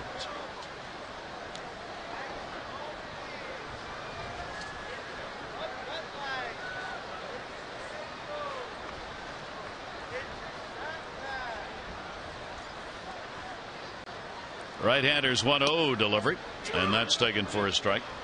Villarreal also a call-up, but earlier he came up on the 21st of last month, 21st of August, for him to join the staff.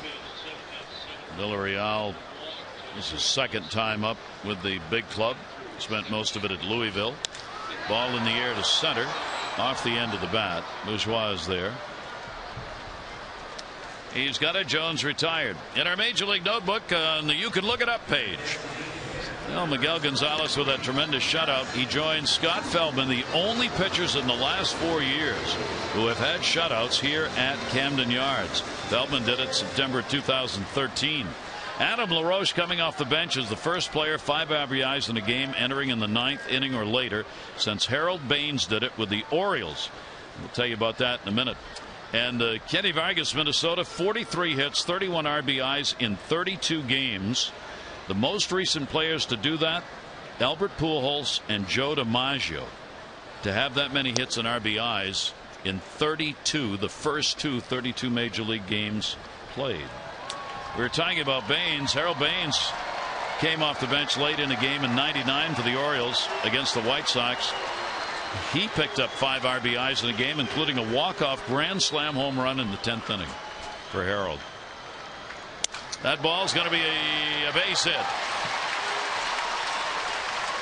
Played by Rodriguez. Second hit for Cruz in the game. A homer, a single, 2 for 3. That bat broken into about 3 pieces there. Nelson Cruz happy with it, picking up the base hit. Let's take a look. Cut fastball off the end of the bat, and there it goes. Handle in the hand. That's a good pitch, and a little upset there, giving up the base hit. Cruz enjoying it. And that will bring up Davis. The Orioles now have had a hit in each inning except the third.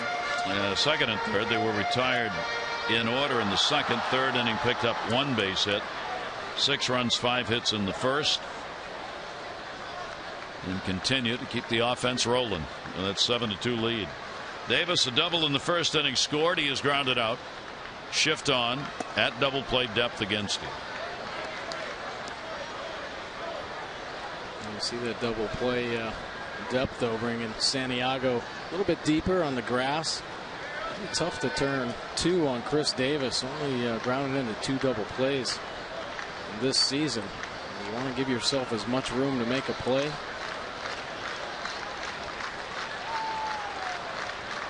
Throw over, no lead over there.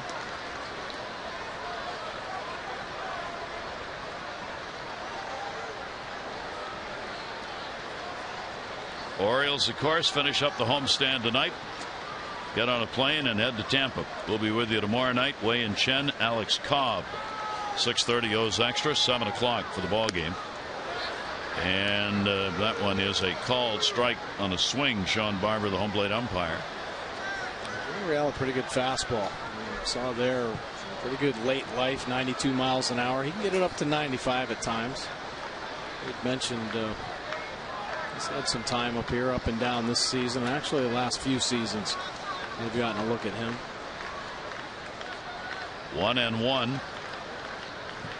And Davis fouls that one off.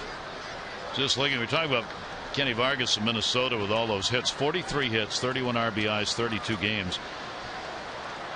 He did that sort of thing against the Orioles when Minnesota played here at the end of August. He was 6 for 17, 2 RBIs in that series. He's a big kid.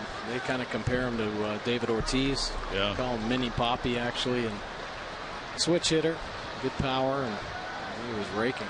A couple good young players for the Twins. And the pitch will be taken by Davis. 2 balls, 2 strikes. Villarreal trying to hold the Orioles down and give the Reds a chance to get back into the ball game, but as we said, a mighty road after that 6-run first inning the Orioles put up. 3 scored by the Reds in the third. A bases loaded walk. Frazier, Mesoraco had a sac fly in that, and an RBI.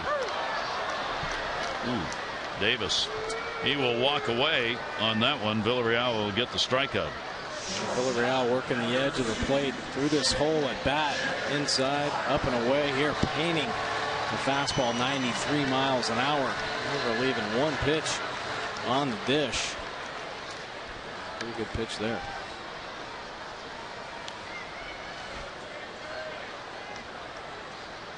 J.J. Hardy.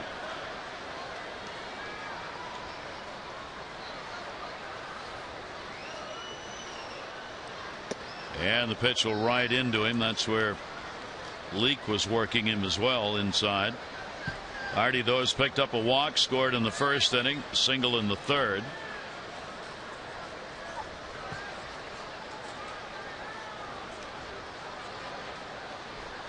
JJ now with a .280 batting average. Cruz off first with 2 down. Hardy takes, and it's in there. We had talked about Nick Markakis making a little adjustment with his hands a little lower here in this ball game. Well, J.J. Hardy's made some adjustments as well. He had his hands lower at the beginning of the season. Here the last few weeks where he's picked up his batting average, he's raised his hands up, kind of tilted that bat head forward, creating a little torque at the top of his swing. He's been driving the ball all over the field. Jim Pressey works with these hitters day in, day out. They try and shorten up batting practice as the year goes along, especially on hot days. Try and keep players as fresh as possible. 1-1 delivery on the way. Hardy will pop that one up first base side. Hanahan over, and there'll be no play. Well, the first place Orioles are in the hunt indeed for the postseason. Now's the time to back the Birds. Place your deposit for 2015 full or partial season plans, including the convenient, affordable 13-game plan. You'll be guaranteed an opportunity to get 14 postseason tickets. You can go to Orioles.com for info. So Hardy keeps it alive. 1 ball, 2 strike count.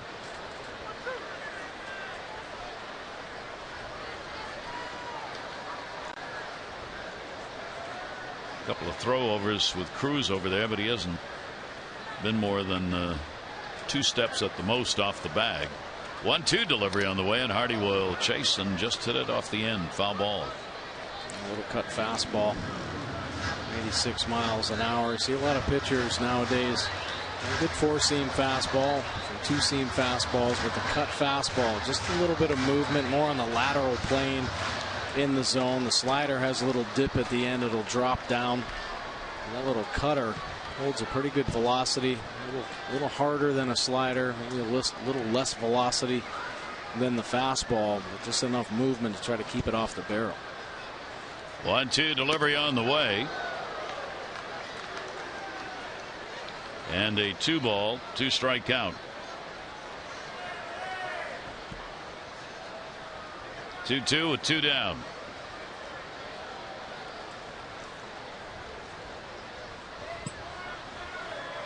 Villarreal, first inning of work coming out of the bullpen. And he'll get the swing on the pitch that was up. So he'll come away with a couple of strikeouts. No runs, 1 hit, no errors, 1 left. Charm City, their ball club up 7-2.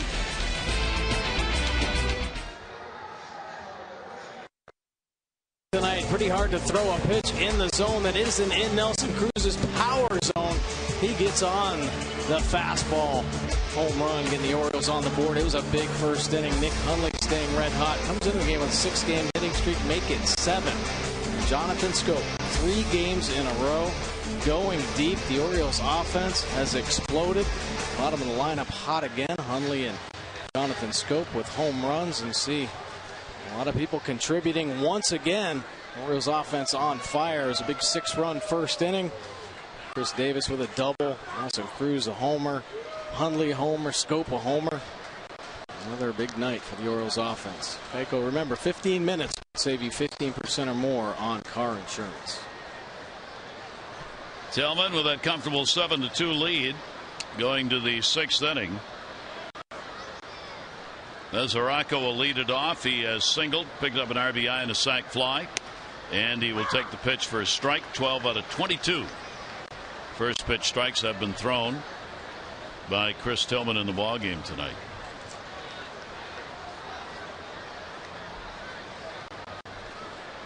Oh, 1 infield shifted over, and that one's going to miss a little bit inside. 1 ball, 1 strike count.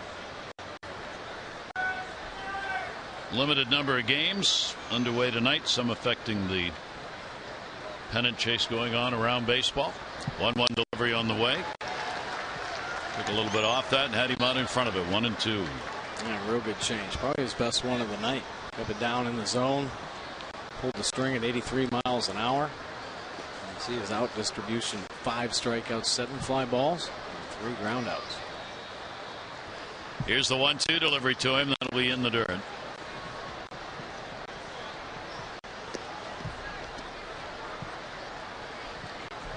Count goes to 2-2. Chris, after the win against Cincinnati in his first outing in his career against them.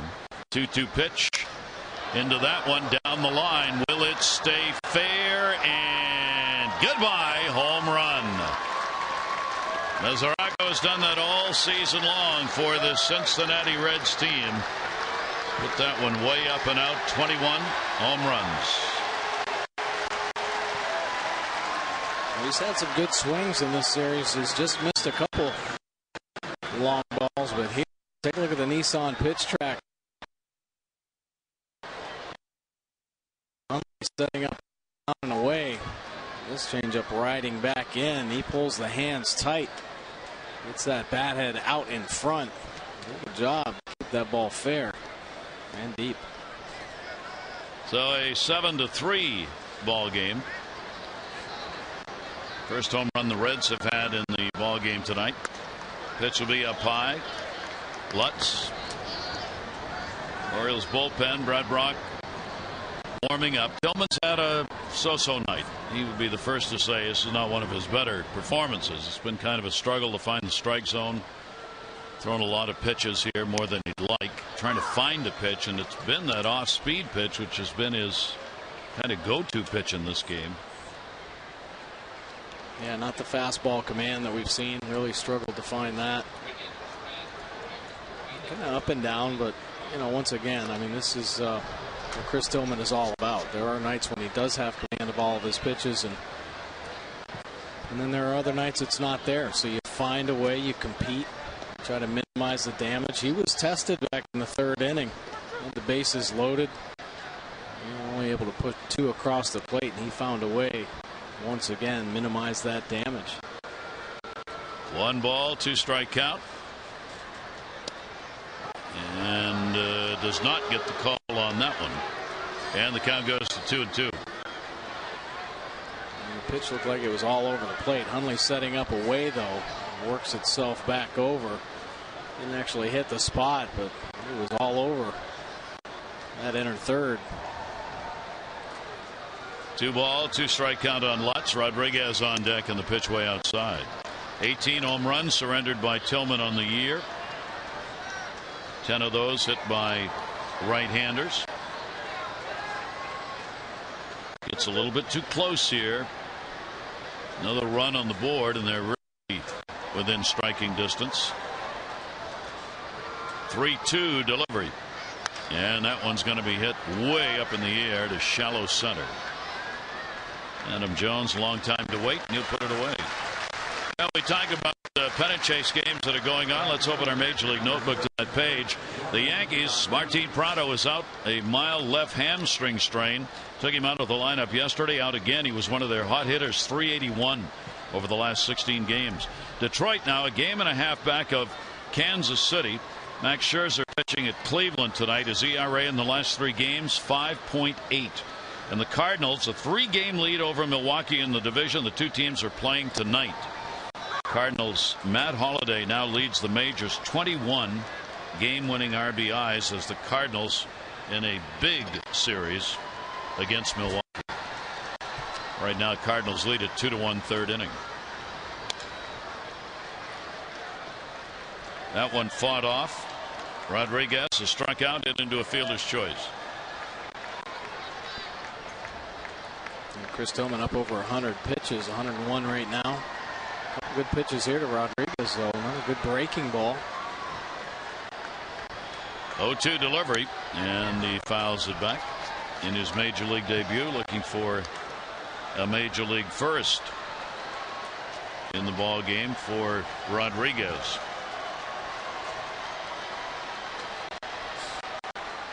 This is the 6th Cincinnati Reds player who's made his major league debut this season.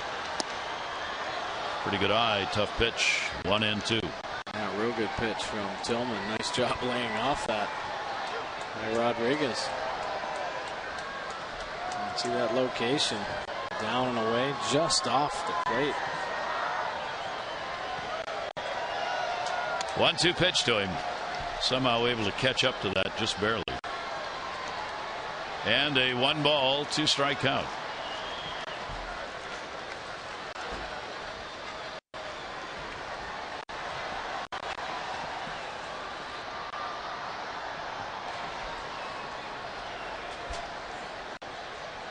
Rodriguez pops it up at the mound. That's Tilly's. He's got it. Let's take a look at the Orioles' upcoming schedule. Brought to you by the Krieger Eye Institute. From routine to the most specialized eye care, Lifebridge Health's Krieger Eye Institute handles it all. Call 410-601-2020 for a same-day appointment. Yeah, heading on down to Tampa to take on the Rays. Night game, 7 o'clock, and then Saturday, 1 o'clock on Fox, 1:30 on Sunday, and then it's off to Beantown to take on the Red Sox. It's a new look Red Sox. A lot of turnover on that team. A couple night games there Monday and Tuesday. 2 down, nobody on, strike taken. The Red Sox in last place right now. They're 20.5 games out. Tampa Bay's 5.5 games ahead of them out of the cellar. Foul back. Red Sox last to first to last. Unbelievable. Unbelievable. That is just amazing. 0-2 count. Tillman with 2 down, nobody on. Hanahan 0 for 2, strikeout, flied out. Tillman started to leave, and well, he should. It's a strikeout. 6 Ks in the ball game. 1 run, 1 hit, no errors, nobody left. Mesoraco got the home run. Our due-ups brought to you by Mazda, Johnson, Hundley, and Scope.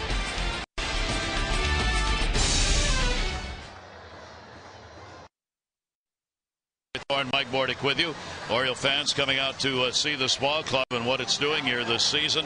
They had to be in the seats early for this one, though, because the Orioles right through the lineup in the first inning. Yeah, pretty impressive. I mean, they have been a great team when they score first. Nick Markakis at the top of the order. He really got things going, and then the Thunder came along. Nelson Cruz, Nick Hundley, who's been red hot, and Jonathan Scope, 3 home runs. All 3 in this series, back-to-back-to-back games, and he's hitting the long ball very consistently. Looks good at the plate, but it is a consistent lineup right now. I mean, there is trouble all the way through. Really puts a lot of pressure on opposing pitchers. Everybody can do damage, and they prove it on a nightly basis. And it doesn't seem to matter who ends up out of the lineup. I mean, a couple of Oriole players not available right now who have recently not been available, and yet the Orioles just pound on. Yeah, they really do. I think this is contagious. I think players that come aboard, players that have been called up, new additions here like Kelly Johnson, they fit in because they feel the vibe that's going on this team. The excitement, the expectations of every at bat. I mean, you sit in this Orioles dugout or in the stands or here in the booth and you become a fan of everything you watch. You expect so many great things, and they produce. I mean, they're leading all of baseball in home runs. They play exceptional defense. Every night there are great plays. So players step up their game that come aboard, and everybody has been a big part of it. Steve Pearce, of course, is not available right now, and he has been such an integral part of this season. Steve getting ready to get back in. He hopes to be back for the Tampa Bay series. Took a little BP today off the tee. Yeah, did a little tee work, feeling a little bit better. Yeah, you'd think, hey, you really miss him, and of course they do. I mean, he has had an amazing year for the Orioles, both defensively and offensively. But guys fill in the slot. I mean, not many. It's foul. Not many weak links, but it's nice when you can count on Steve Pearce, who has really played himself into an everyday type player. You can make more adjustments with your lineup. Kelly Johnson brought in to play some third base. Obviously can play second base as well. But Steve Pearce looks pretty healthy right there. Pretty animated. Enjoying it. He hopes to be back playing in Tampa Bay. Here's the 1-2 delivery on the way. Johnson's had a double in that first inning and picked up 2 RBIs. Followed by Hundley and then Scope for the Orioles, batting here in the 6th inning. Kelly, who's made the rounds of the American League East now, and happy to end up here. 2-2 delivery on the way, and that one will be foul back. Orioles also Andrew Miller, of course, a great left-hander out of the bullpen, has not been available and is not. He is throwing a flat ground today. There he is in the middle with a jacket on the arm. Still concerned about a leg problem, whether it's a hammy or just a muscle pull, but not throwing off the mound. Yeah, they definitely need to be careful with him. I'll tell you, when The three guys at the back end of the bullpen are rolling. It's as dominant as you're going to see in the game. Andrew Miller, Darren O'Day, and Zach Britton. There they are, all lined up. And that is quite a threesome. Really complement each other well. Andrew Miller, the big tall lefty with that steps across his body, that kind of three-quarter delivery, very effective on lefties and righties. With Darren O'Day, the side armor from the right side, incredible numbers, and Zach Britton. You talk about stepping up. He was given that closer role, and he has not looked back. He is a dominant closer in the game right now, over 30 saves.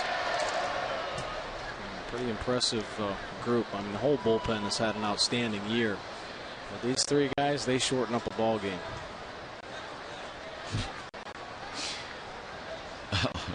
I look at bullpens. I mean, the stories you could write. Yeah. 3-ball, 2-strike count on Kelly Johnson. And the pitch just missed inside. So Johnson's going to lead it off with a walk here in the 6th inning. As we promised earlier in the game, our AT&T's fan photo. Part of the wardrobe for Orioles fans. Real good crowd on hand here tonight to see this homestand come to a conclusion. Only one more homestand to go for the Orioles, which is pretty amazing. Here's Nick Hundley. He delivered the 3-run homer, his 5th of the year in the 1st inning, grounded out. And the pitch on the way, that will be on the outside corner. Villarreal working in his 2nd inning of relief, a walk and a couple of strikeouts.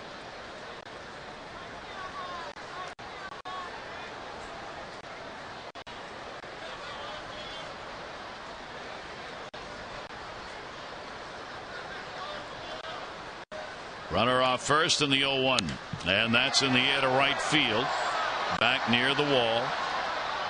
Catch will be made by Rodriguez. Johnson halfway goes back. Hundley is retired, bidding for a long ball the other way.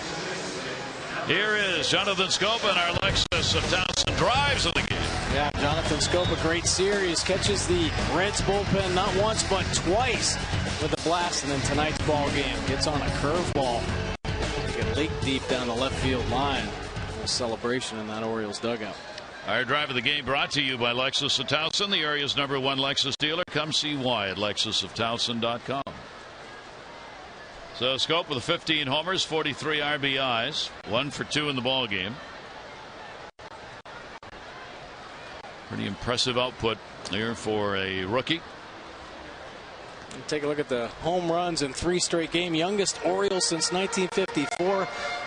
LaFerry in 65, Powell in 64, Powell again in 64, and Jonathan Scope, 22 years, 323 days old.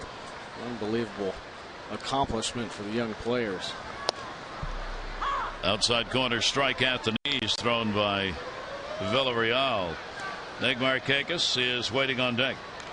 The Orioles, with the 3 home runs in this ball game, now have hit a major league leading 97 home runs in their home ballpark. No other team in the majors has that many home runs in their home yard. 0-1. Kelly Johnson off first. There he goes. Hit and run. Tried to drive it through that second base hole that had been vacated. Fouled it back. 0-2. Johnson showing some pretty good speed right there.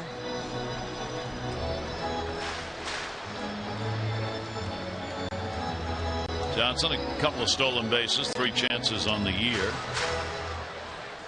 0-2 count. So now Scope's just got to protect.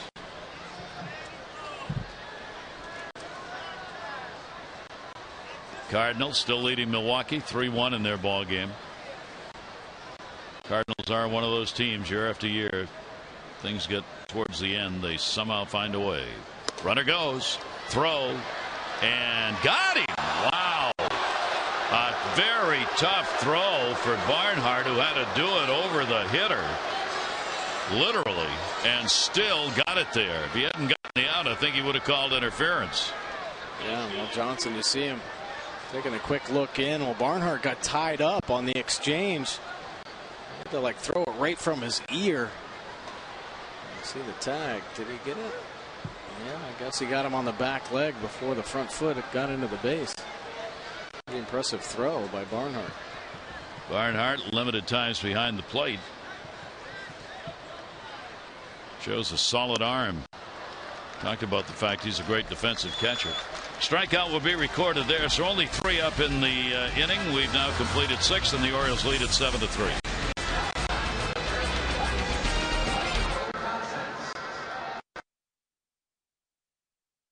For him, but he had the fastball when he needed it, riding it to the top of the zone to get Bourgeois. Power hitter Frazier going down on a high fastball. Another one there. Chase out of the zone by Lutz. Painting that outside corner. There's Tillman. A pretty good start. 6 strong innings. 3 earned runs. That make it 17 consecutive games with 3 earned runs or less for Tillman. Take a look at his pitch arsenal. That fastball, 69% of the time tonight, was working it all around the zone. Breaking ball, 25%. The changeup, just 6% of the time. Good outing in line for another victory for Tillman. Now it's time for the Jiffy Lube pitching change. Change is good, especially when it's your oil getting changed at Jiffy Lube. Give your vehicle relief with regular oil changes at Jiffy Lube and help stretch the life of your engine. And Brad Brock on the fastball. He likes it 68% of the time. Why not? 94, 95 miles an hour. Crossbody delivery. The power of breaking ball. It's a slider. Also the change. 35 games, 5 wins, 2.60 earned run average for Brock. Elmore will lead it off. A base hit, and he is popped out. You can see those numbers. Opponents hitting just 201. Lefties up to 213. Righties just 192 off Brock. Base hit, and he's popped out. Fouls that one back. So for Tillman, he's now allowed 3 earned runs or less in 17 straight starts. And if you include the numbers tonight for Tillman, a 2.26 ERA over the last 17 games. And here at home, he continues the streak. He hasn't given up more than 3 in a home start this year. That's 16 starts. Tillman's ERA now at Camden Yards is 2.62 this season. It's amazing numbers for the starter Chris Tillman, who leaves with a chance to win his 12th.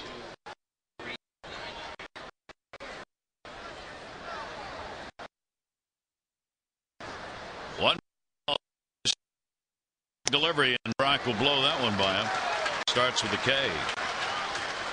I'll tell you what, Brad Brock has been on fire out of this Orioles bullpen. 93-mile-an-hour fastball on the outside corner, a cross body.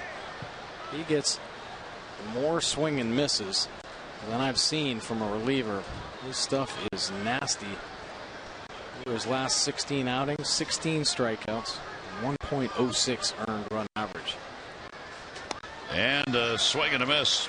Barnhart. Tucker Barnhart at the plate. Bullpen active as Villarreal has worked a couple. So he'll probably be coming out here, and they'll go through the rest of the ball game. Pitch and way inside. Gets away. Did not hit him, however. Barnhart walked and scored in the 3rd. He also has grounded out. Tucker Barnhart up with the club a few times this year. He had 10 starts prior to tonight in 5 different times called up by the Reds. That's going to be a base hit. Barnhart is on with a single. Markakis will play it back in. And here in the 7th inning, 1 on, 1 down. Let's take a look at this date in baseball history. 1969, the Orioles hit 3 straight home runs in the 9th inning and would go on to defeat the Tigers in that ball game in 1969. And the Orioles on this date in 1997 led the Yankees by 7.5 games. They were on their way, of course, to a division title. The record 86-51 on this date in 1997. Those home runs hit by the Orioles in that 69 game came against the Detroit Tigers. Frank Robinson, Boog Powell, and Brooks Robinson, and they got them off Earl Wilson to tie the ball game up in Detroit. And then the Orioles would go on to win it later in the game. Home runs then, home runs now. Bourgeois, leadoff batter. He was robbed of a hit last time up. Markakis, a fine catch on him in right. He's picked up a single and is struck out. Rick showing why he's a Gold Glove right fielder. In this series, some pretty spectacular plays. Robbed a home run. Nice diving plays here in this ball game.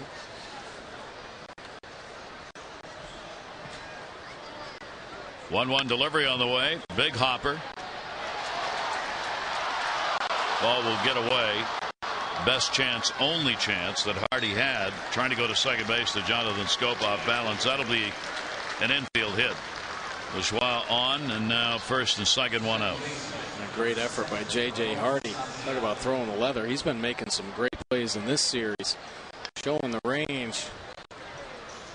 Look at the outstretched glove. J.J. Hardy takes the step, the turn, the strong throw.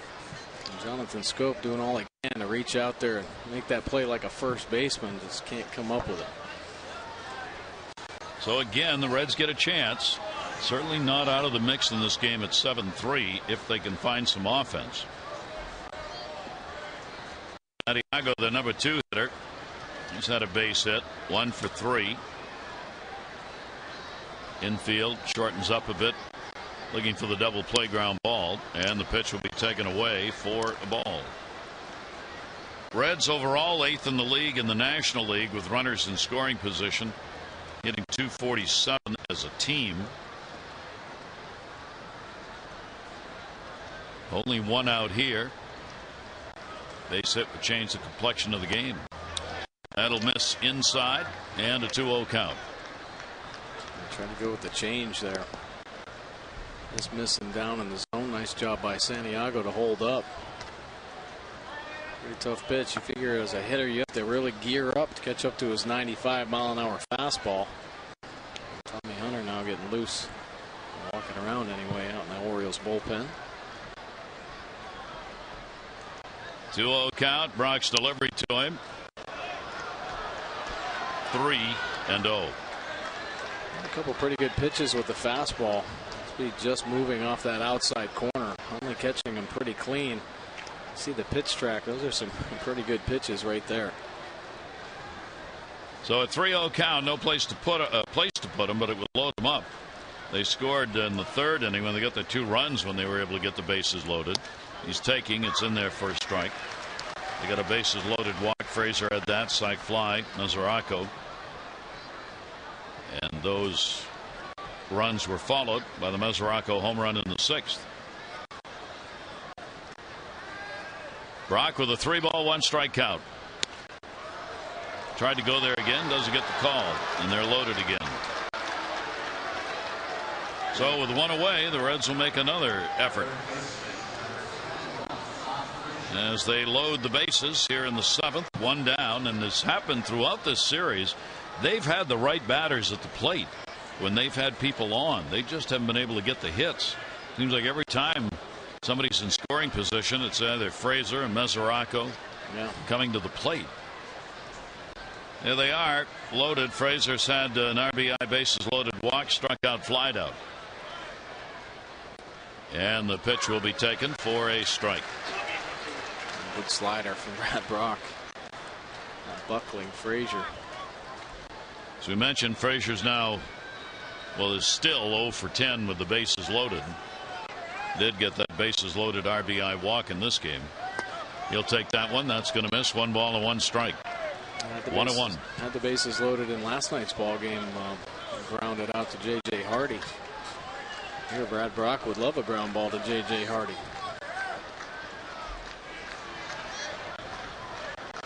Infield back for 2. Here's the 1-1 delivery. And the count goes to 2-1.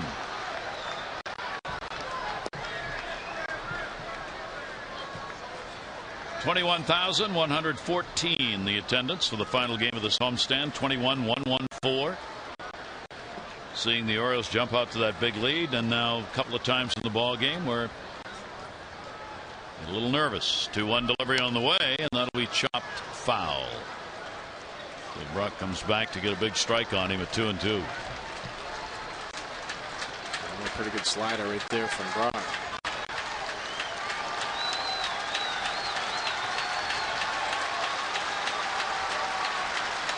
Frazier, their leader in most at bats with the runner in scoring position, over 130, hitting .241 in these situations.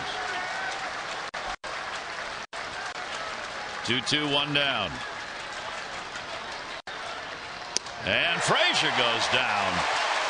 Brock gets a second strikeout. He reaches back and comes with some cheese here. 95 miles an hour. Pretty good sliders in this at bat, and here lets it fly. Great location. Up and on the outer third. Good pitch. Frazier's struggles continue with the bases loaded. So now 2 down. Nazarako up. He got the sac fly in the third inning with the bases loaded. A home run is 21st in the 6th. And he will take the pitch away for a ball. So Brock trying to work his way out of this one with the sacks full and only 1 down. Now 2 down.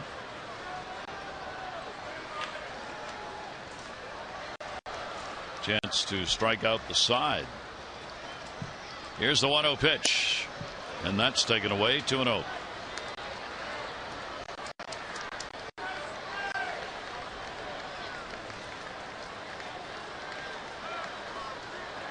Zarasco, very dangerous. We've seen him hit that long ball in his last at bat. 21 home runs on the year. 2-0 delivery is there for a strike. Put himself back in the count. Those good weapons Brad Brock does. He needs to mix in the breaking ball. He's got that good changeup. You see him trying to stay away. Make mistakes on the plate inside. 2-1 delivery to him. Mazaraco will have that one get away. He didn't touch it, and a run will score. So Barnhart comes in from third base, and it's a 7-4 ball game. That one coming on the wild pitch. Well, that fastball, 95 miles an hour. Hundley was setting up inside, and it just darts away. You see Hundley trying to reach for it right off the end of the glove. Barnhart able to come in uncontested there. Ball making it all the way back to the backstop. Brock's second wild pitch. Now runners second and third. Count is 2 balls and 2 strikes. Mazaraco, base hit in this game really changes. Pitches outside. So the count goes to 3-2. 3-2, 2 down. Reds refusing to go quietly.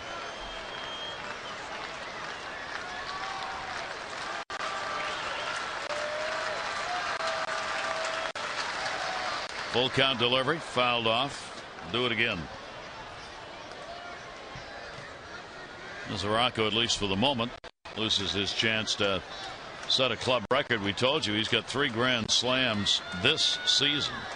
That is a single season high for the Reds, ties a high for the ball club. Had another chance there until that wild pitch. 3-2 count.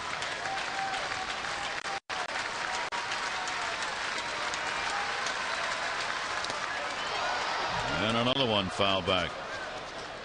And Hundley lost a piece of his chest protector, his shoulder guard. Got ripped off. See the slider here. Very good pass. Whoa. Just rips it right off.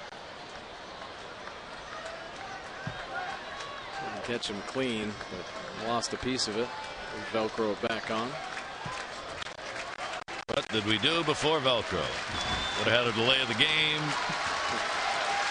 3-2. Oh, what a battle here. Mazaraco fighting off pitches to keep his at-bat alive. A big moment in this ball game, which is 7-4. 8 pitches already in this at-bat. And Hundley out to make sure and what they're going to throw here. A couple nasty fastballs away. Fouled off a tough slider. McKinley just giving him a little support, and he got him. Have some conviction here. Finish him off.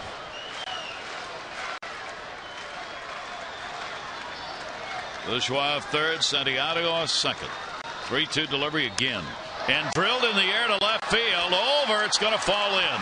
It will roll to the wall. Bourgeois will score. Santiago will score. It is a double. Mesoraco a 4 RBI ball game, and this is now a 1-run game. That'll bring Buck Showalter out of the dugout. Pretty good at bat by Mesoraco. Pretty good game he's having. Well, a great comeback by the Reds and the Orioles, as happened in game 1. See a substantial lead disappear. Tommy Hunter out of the bullpen.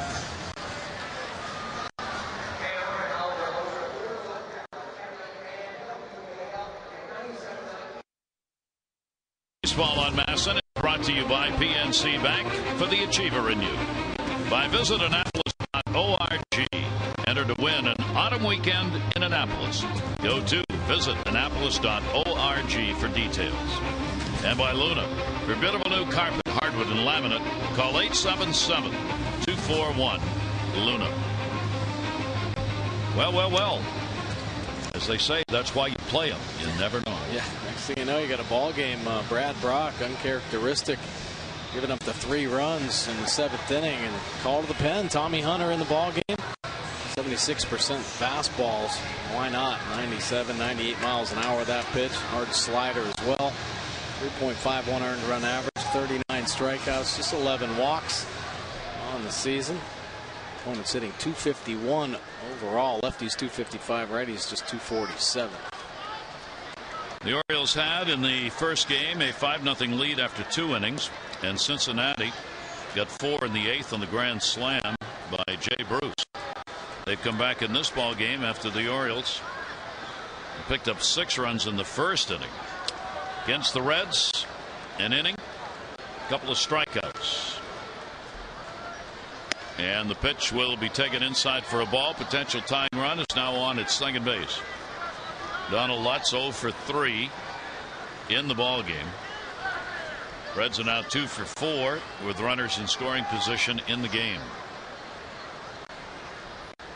And a big 2-out hit by Mesoraco's out there at second base. And that is a strike taken on the inside corner.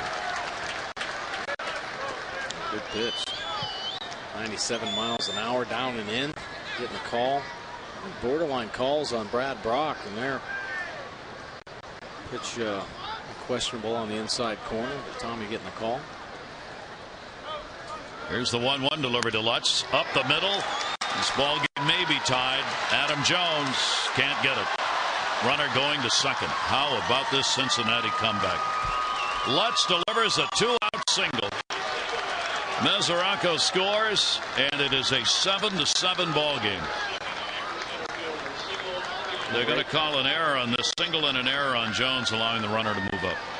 Right back through the box. The ball scoots underneath Adam Jones's glove. He's coming in thinking about gunning him at the plate. It kind of pinches the ball between the glove and the turf and overruns it. So the Reds are back. A big 7th inning. Brian Pena is going to come on as a pinch hitter for Rodriguez, who made his major league debut with an 0 for 3 in the game. Brian Pena now with a chance to give the Reds a lead in this ball game if he can pick up a base hit off Hunter. Lutz with a good lead at second. And Pena will take the pitch inside for a ball. A complete reversal of fortunes has occurred in this ball game as far as the Orioles are concerned. Pena's had an 0 for 4 in the series. Way inside by Hunter, and the count's 2-0. Real good pinch hitting numbers for him with the Reds.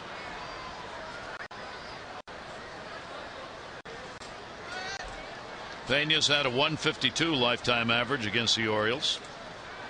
14 games he's played against the O's. Here's the 2-0 delivery to him. Pena right back to the mound. Hunter's got it and will make the underhanded flip to first base to record the out.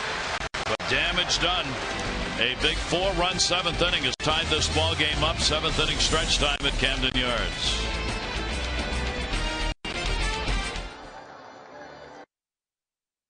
Authority of the Orioles may not be reproduced or retransmitted in any form, and the accounts and descriptions of this game may not be disseminated without the express written consent of the Orioles.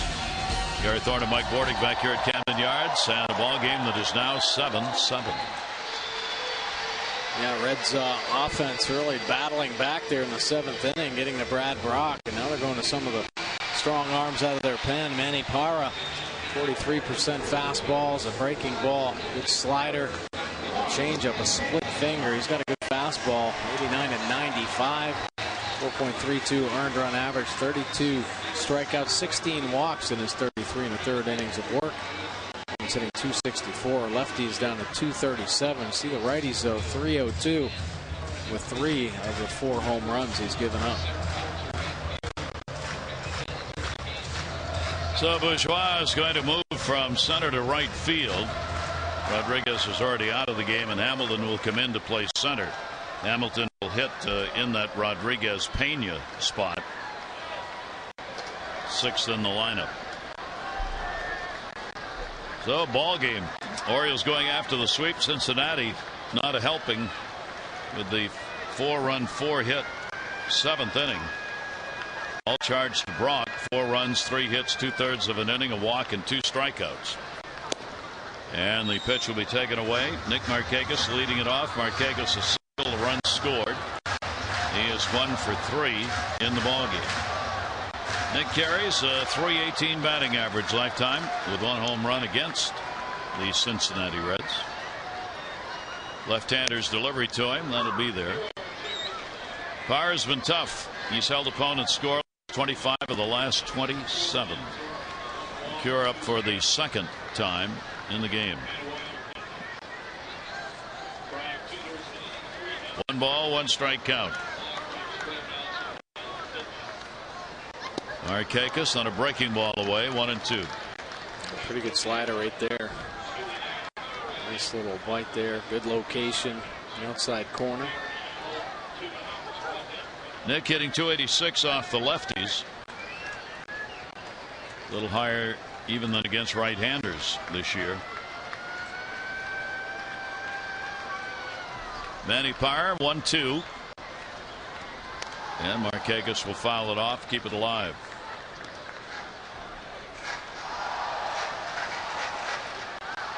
So a ball game in which the Orioles have delivered 3 home runs, and it's still not enough. Brian Price's ball club doing what you are supposed to do with the integrity of the game. You play him to win, no matter how much you may be struggling. And he's made the changes here to put his best defense out there, getting Hamilton out into center field. Yeah, starting the game a little shake up, mixing it up, giving some of the younger players an opportunity to prove themselves. But here at the end, now that the young guys have tied the ball game up, better defense out on the field, and they still have some pretty good bats waiting on the bench. Fouled that one off. So Markakis keeps the count at 1-2. Markakis, Piazza, and Adam Jones due up in the inning. Carr's worked a 1/3 of an inning, recording an out. Game 1. Here's the 1-2 delivery to Markakis, and another one fouled off. That's a good fastball, 95 miles an hour. Straight 4-seamer. Trying to beat Markakis on the outside corner, but Nick doing whatever he can. Keep the at-bat alive. St. Parra trying to work down and away to Nick with the sliders and the fastballs.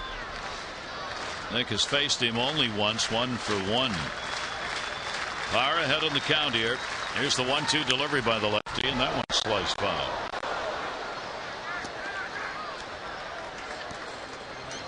.31-year-old veteran left-hander trying to find an out here with Cincinnati last year. Ended up in 57 games, all in middle relief with a 2.3 record.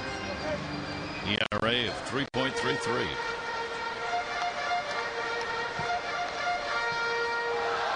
Carr waiting for Markakis to get back in with the 1-2. Tampa Bay tomorrow night on the air at 6:30 O's Extra. 7 o'clock the ball game. Wei and Chen, Alex Cobb. Scheduled starters. Masson 2 HD. Here's the 1-2 delivery. That's a base hit the other way. Nick Markakis will make the big turn. Lutz will hold him to a single. And again, Nick Markakis leading off an inning delivers the base hit. And a great at bat by Nick Markakis. And Carr is to the well one too many times, trying to work that spot down and away. And Nick Markakis so adept at going the other way, just shoots it by the third baseman. A beautiful piece of hitting by Markakis. So a potential go-ahead run is on here in the bottom of the 7th inning. Diaz coming up, hitting only 105 against left-handers. Frazier will move in at third base. Jones on deck. Does square around to bunt, or at least showed that on the throw over to first base. Diaz has had a couple of sacrifices when playing with the White Sox this year.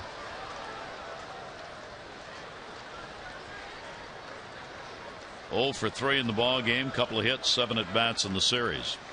Way in Frazier, charging, bunted, foul. Pretty good slider right there.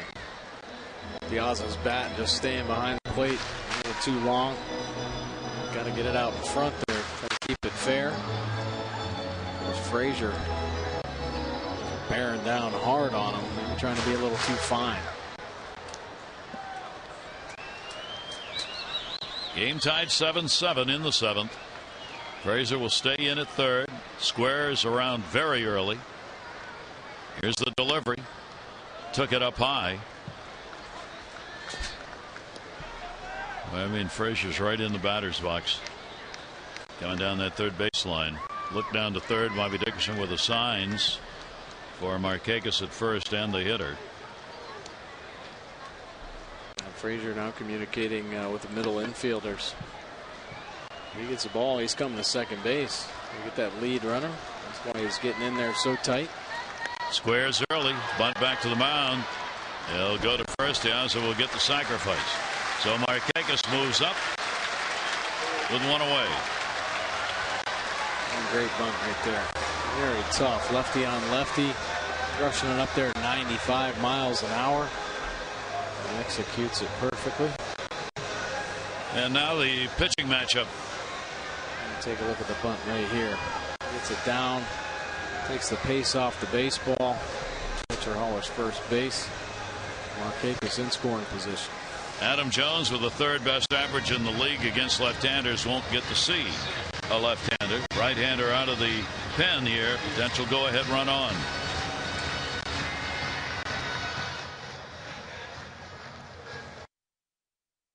Using the fastball, really overpowering. Gets a little cut on his four-seamer. 87, 90 miles an hour. Breaking ball. Got a curveball and a slider. Likes his curveball a little bit better. And then the changeup. 51 games this season. 3.69 earned run average. 40 punch-outs to 18 walks.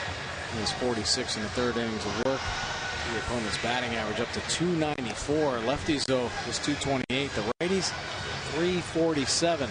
Couple home runs. Veteran pitcher, 30 years old now. Last year went 2-1 in 63 ball games. Had one save. Pitcher worked at just about an inning every time out of the pen. Obviously, mostly in the middle of that lineup. Has been with Cincinnati throughout his career. There's Markakis, potential go-ahead on at second base. Adam Jones coming up, 0 for 3, couple of fly ball outs, and he is struck out. Orioles are 2 for 2 with runners in scoring position in the game. And Adam Jones, 319 in these situations on the year. As Nick gets ready to go at second. One down, ball game tied, 7 apiece. Runner will be held tight at second. Santiago moving in on Markakis. Jones will take the pitch. And it will miss down low for a ball.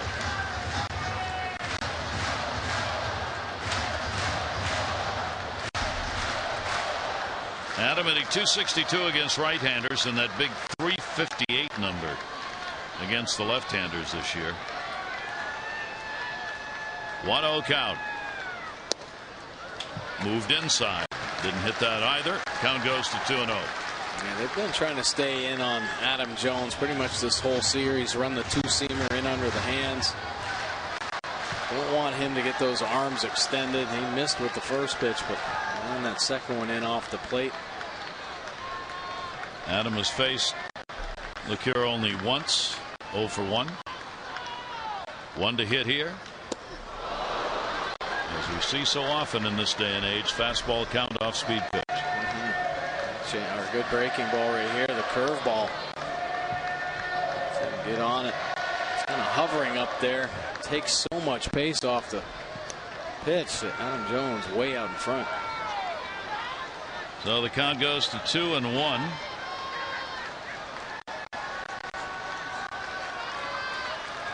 Jonathan Scope, a home run that came in the 4th inning. The last run the Orioles have put on the board. 6 in the 1st inning.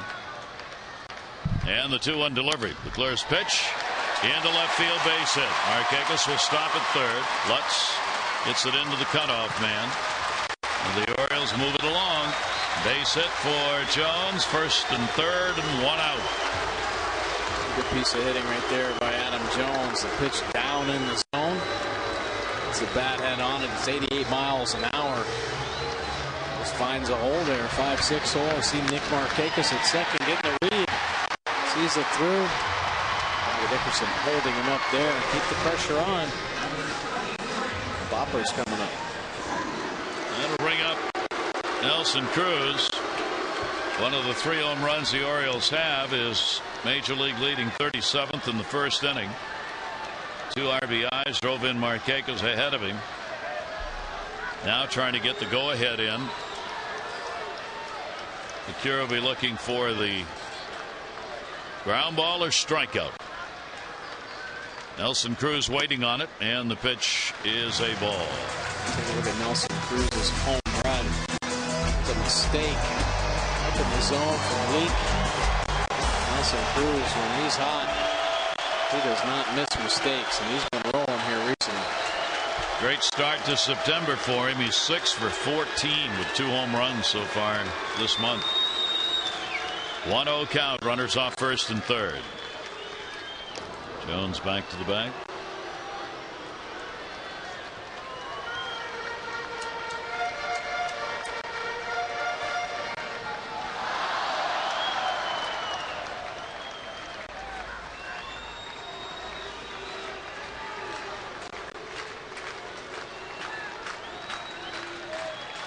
Leake look to Jones.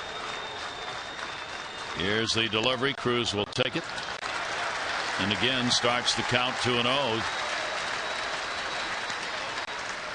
For Nelson this year, he's hitting .250 with runners in scoring position for the Orioles. Nelson has had the most chances for the Orioles with runners in scoring position this season. 2-0 delivery to him. Outside pickoff. Jones is back. Nice attempt right there. Well, we see why Barnhart's been credited as being their most defensive catcher in their organization. He's shown it a couple of times here in the game. He got an arm. Jones bouncing out, a good secondary lead. Barnhart recognizing that. Quick snap throw down. In the process, though, Cruz has got a 3-0 count.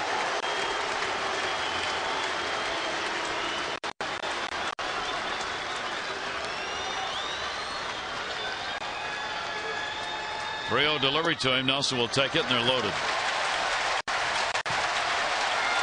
Sure didn't look like Leake wanted anything to do with Nelson Cruz. Sure didn't.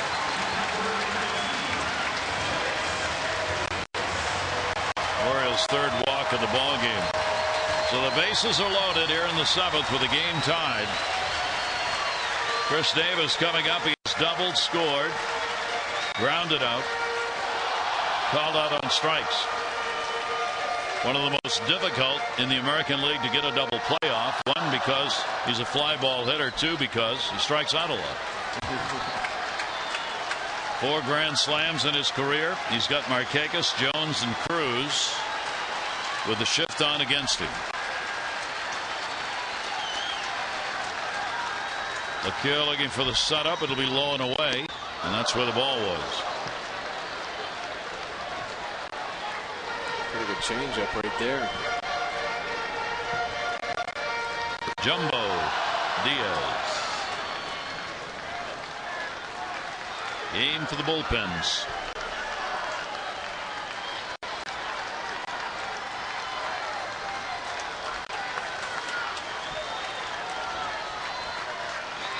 Oh, 1 count, 1 away. Runners on every base. Tell you something, LeClaire's got one of the most interesting numbers going. In his career, he's inherited the bases loaded 18 times, and he's stranded 52 out of 54 runners. With the bases loaded, hitters are 3 for 36 against him in his career. I've never heard of such accumulation of bases loaded numbers for a pitcher. Yeah, that's pretty impressive. Here he is with the bases loaded and an 0-2 count on Davis. They can change the speeds pretty well. Nothing overpowering. We've seen that. See a couple of breaking balls there on the outside corner. Started Chris Davis off with the changeup. He may have wanted the bases loaded. Maybe. I mean, that's why he walked. Yeah. He walked Cruz. Figure I'm better with the bases loaded. Orioles trying to get this lead back. They are out hitting the Reds in the ball game. The 10-9 number. 1-2 the count.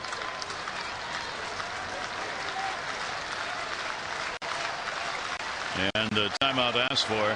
Barnhart wanted it. We'll definitely have to make sure about it in this situation. Going through the signs, the young catcher. Making sure he's on the same page. They're trying to pitch to Chris Davis. We talked about the signs again with Adam Jones at second base.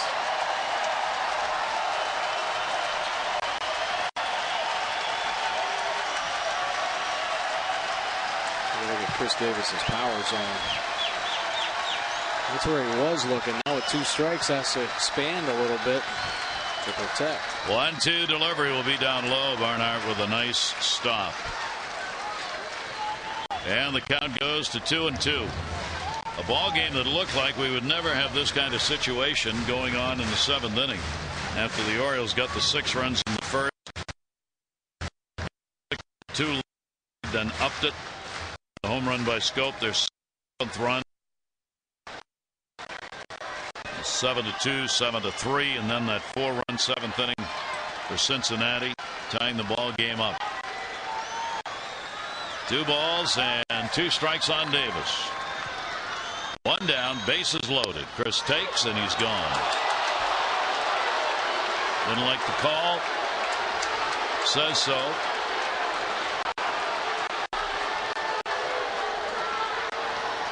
And Chris was getting work down and away, and LeCure goes with the 2-seamer, running back. Box says it was there. Yeah, take a look at that action he gets. Chris's eyes looking out over a little bit. See that 2-seamer running him back off the plate. Not liking the call. Now J.J. Hardy has had a good season with big hits. Now has to do it again. There are 2 down. Hardy 2 for 13 with the bases loaded this year. He'll take the pitch up high for a ball. His grand slam, the last one the Orioles have. Got it against the Twins Sunday.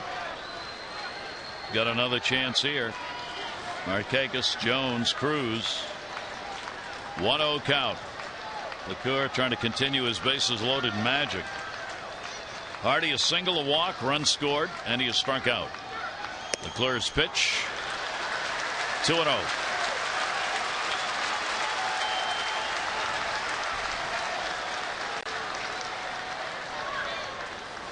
This might be what he likes to do, fall behind and then get a hitter to get a little bit over aggressive. I've seen his off-speed pitches, good breaking ball, his curveball probably his best secondary pitch.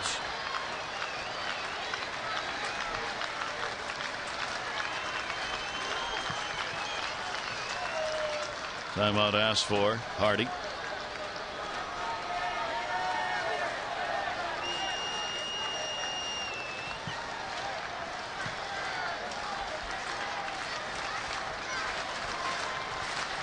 Two singles and a walk, loading him up.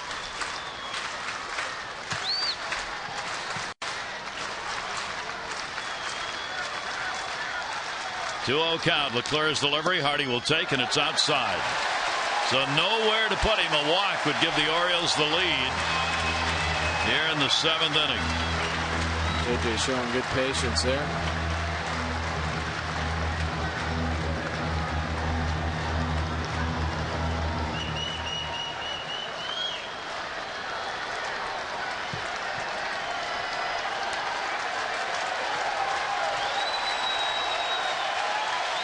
Delivery. Hardy takes. It's a strike.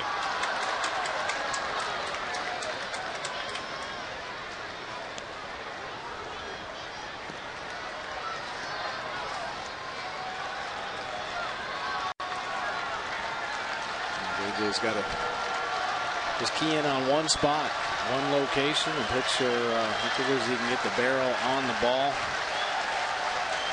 Have to expand, let those nerves get the best of him. 3-1. He's got the base hit. Marquez will score. Jones throw to the plate. He'll score. And a 2-out, bases loaded, single, and a 9-7 Orioles lead.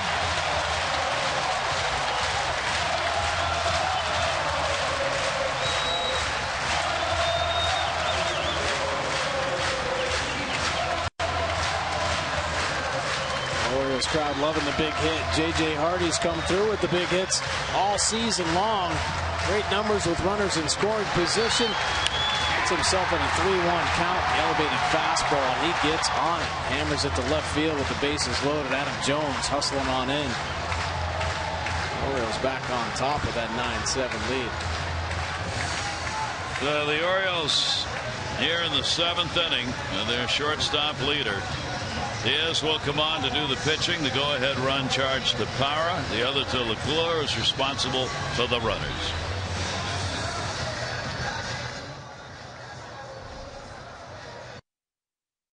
Shows you why, picking up that single and 2 RBIs here in the 7th inning to put the Orioles up by 2.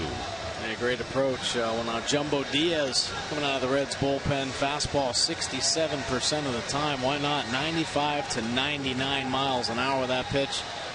Power slider. Has to go to that when he gets ahead, and change up very rarely. It's a split finger. In 26 games, 3.24 earned run average. 26 strikeouts, just the 8 walks for Diaz on the season. Look at the opponent batting average, just 198. Lefties at 211, righties just 188. He's only given up the 3 home runs, but inherited runners stranded, been solid all season. 12 of 13, 92%. This is a situation, of course, where you'd like to leave him out there. The first sentence in the press note regarding Jumbo Diaz: his accurate weight is 278 pounds. Swear it. It's his first sentence. Kelly Johnson, runners on at first and second, 2 down. Jumbo gets a ground ball. Somebody's got to cover first. Jumbo gets there. 278 or not, he makes it there in time, and Johnson is retired. The Orioles, though, come away with a couple of runs on 3 hits. They leave 2 on. Hardy, has he got the game winner? Gonna find out. Orioles up by 2.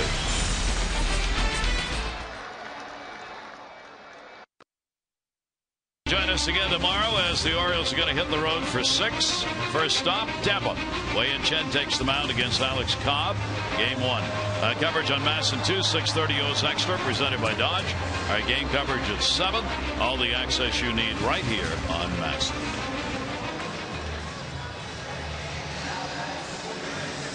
Starry night. And it is. Beautiful night. Ryan Flaherty in at third. Kelly Johnson out, defensive replacement for the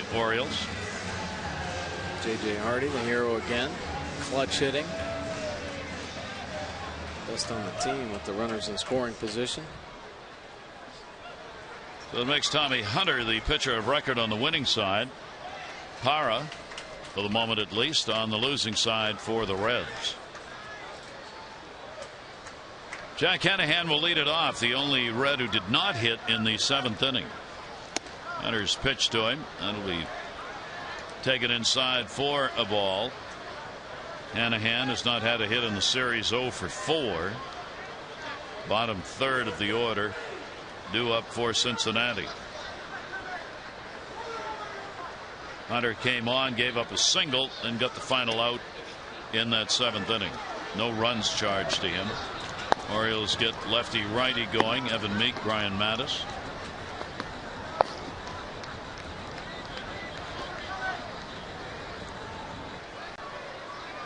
Two-0 count. This has been a real battle in this one. The ball put up in the air towards the gap. Everybody racing. That's going to fall in. Hits right off the base of the wall. Hanahan will go into second base. A leadoff double here in the 8th inning, and the Reds will get the potential tying run to the plate.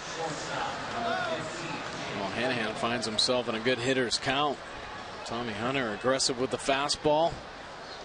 Hanahan leans on this one, driving it deep into the right center gap. See, it just kind of gets stuck there at the bottom of the wall. Easy double. Both teams now double digits in hits, with the Orioles 11 and 10 for the Reds. Jake Elmore, a single, 1 for 3.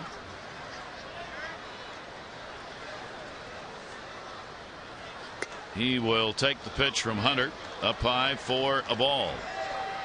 There you see tonight, 3 for 6 for the Reds, 4 for 6 for the Orioles.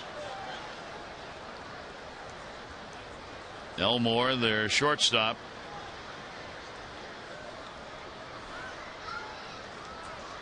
Opportunity to do some damage here and make it a 1-run game. Elmore will take the breaking ball, and it is there for a strike. Good one. Good confidence in that breaking ball. You saw what Hanahan did with the fastball, fall behind, getting the hitter's count. But Tommy Hunter proving he can throw that at any time. Good quality strike there. 1-1 delivery on the way to him. That ball will go to center. Runner will tag. Jones will make the catch, and the runner will stay at second base. 1 down. Fans liking that throw from Adam Jones. You know, he loves it when he sees a guy go back and tag up. Let it fly out there. So 1 away. Runner remains at second base. Barnhart, doing the catching in the ball game, has singled, walked, scored twice, and has grounded out.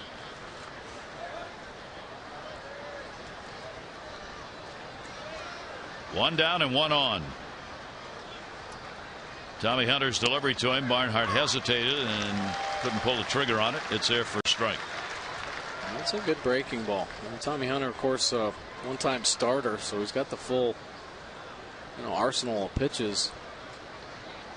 But hitters have to gear up, catch up to 95 plus, and he's consistently over 95. There you go, rushing in there 98 miles an hour. So a little bend can lock a guy up in a hitter in a fastball count. First major league action. Tucker Barnhart this season. .262 career hitter, minors. Not a power hitter. 1 ball, 1 strike count. Hunter's delivery to him. 1-2. A good breaking ball.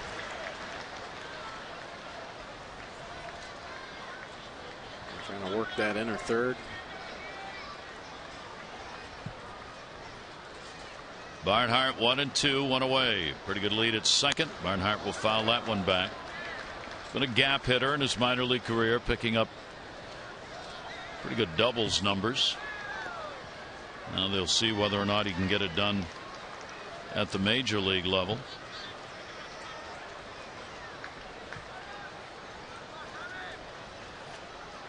Hanahan at second. Orioles not trying to hold him tight and not squeezing the middle of the infield.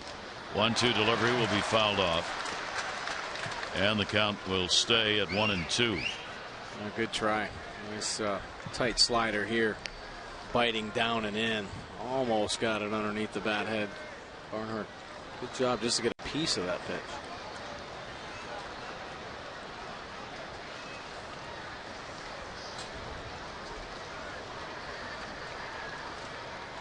Here's the 1-2 delivery again. Barnhart reaching. Hardy up with it.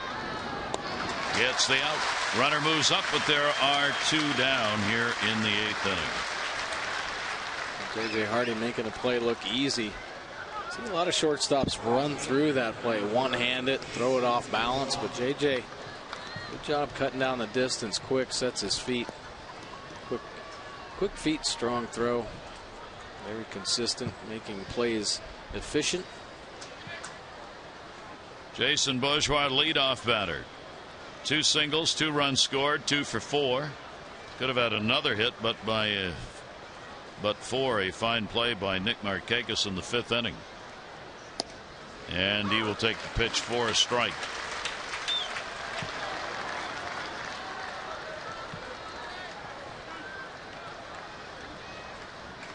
Four home runs at AAA this year.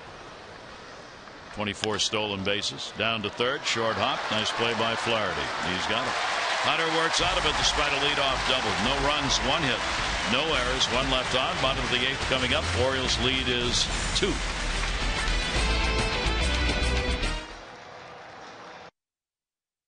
Time brought to you by Miller Lite. J.J. Hardy coming up in a clutch situation once again. 3-1 count. He gets on the fastball, driving in Markakis and Adam Jones. J.J. Hardy, .354 batting average with runners in scoring position. Camden Yards coming to life. 9-7 lead, and the Orioles bat here in the bottom of the 8th inning. And Nick Markakis will be due up. Jumbo Diaz coming on to get the final out in the 7th inning, and will stay on here.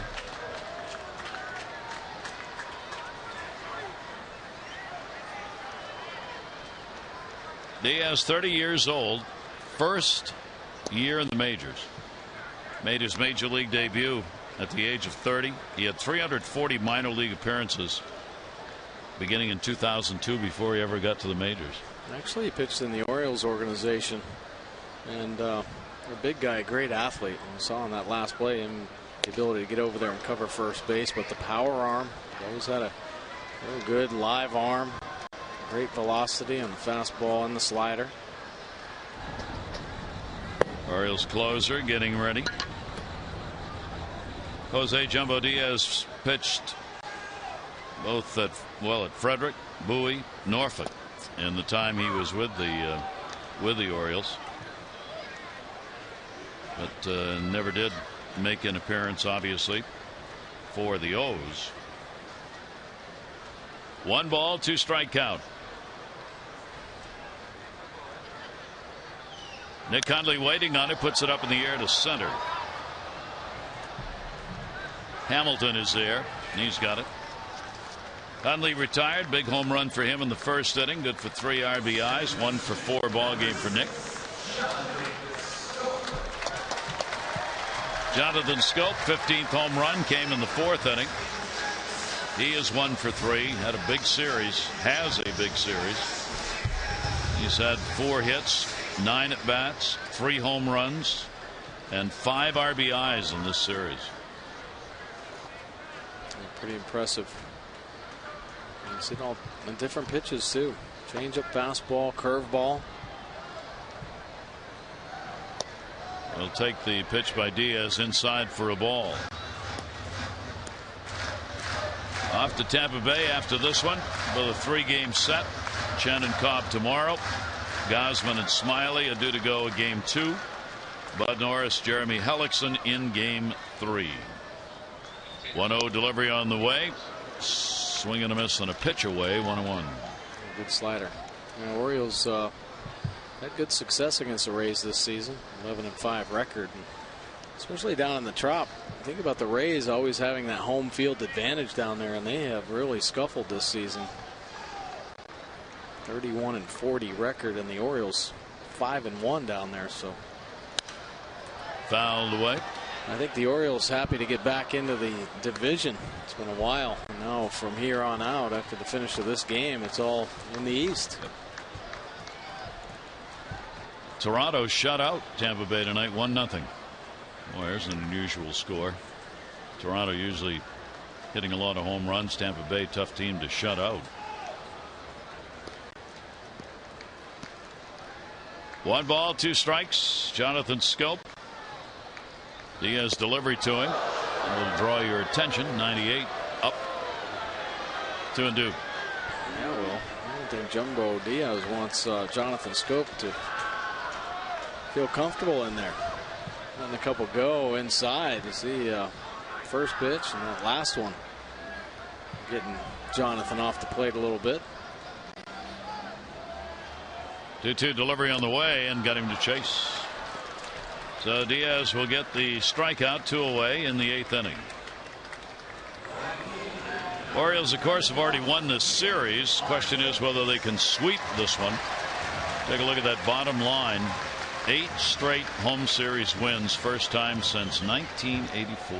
Yeah, they've been on a pretty impressive roll. We've talked about everything coming together, the pitching, the defense, the offense, and that's what's led to that incredible winning percentage of .786. And Royals, Indians, Angels, and Athletics, pretty impressive numbers as well. But the Orioles leading the way. They have been on fire. 2 down. Markakis, 2 base hits, 2 runs scored, a 2-for-4 ball game.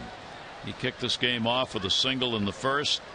The Orioles went on to get 6 runs on 5 hits, a Cruz home run, 2 RBIs, a Hundley home run, 3 RBIs coming in that first.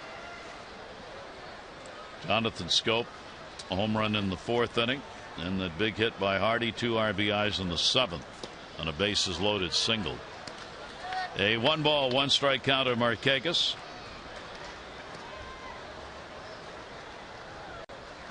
Orioles looking for their 82nd win of the year. 1-1, 2 down.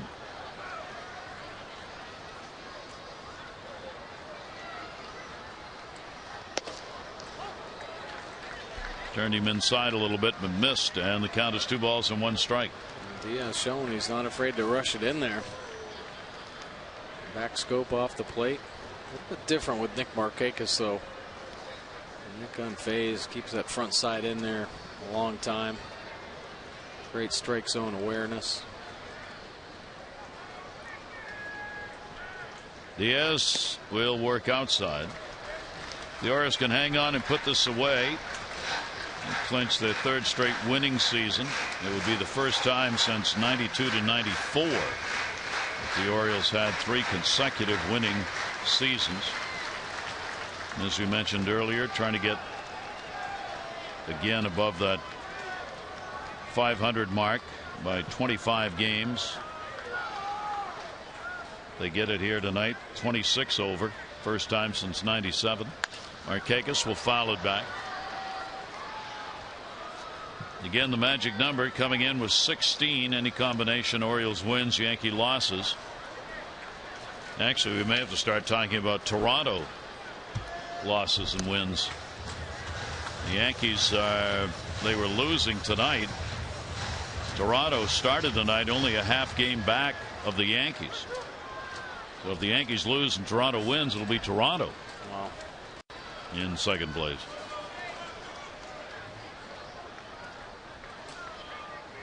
Diaz again coming with a 3-2 to Markakis, and it is inside. Nice at bat by Markakis. Diaz trying to find a way. A couple split fingers. He very rarely throws that pitch. And fallen behind and then lost Markakis.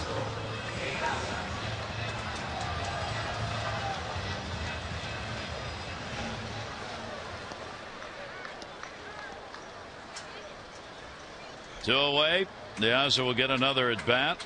Big sacrifice laid down in the 7th inning to help set up what would ultimately be a 2-run inning. 0 for 3 in the ball game. 2 down, runner at first base. Yankees down 4-3 against Boston. They head to the bottom of the 9th. Toronto's win. Burley went 8 innings, no runs, 5 hits. Odorizzi went 7 1/3, no runs, 3 hits. 2 starters came out. They went extra innings. Rasmus got a pinch hit home run, top of the 10th to win it. 1-0 for Toronto. Fouled off outside of third base and out of play. Will Myers had a 2 for 4 ball game in that one.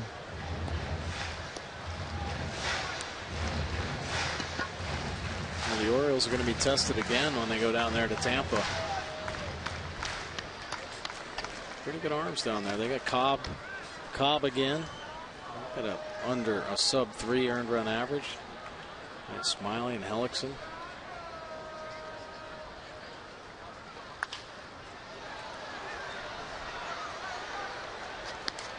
Diaz with a 1-ball, 2-strike count.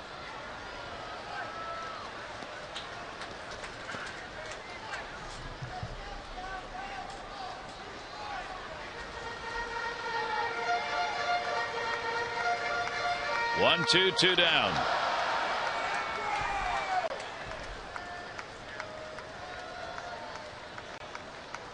Zach Britton watching from the bullpen. He's ready to come on. Try and close this game out in the 9th inning.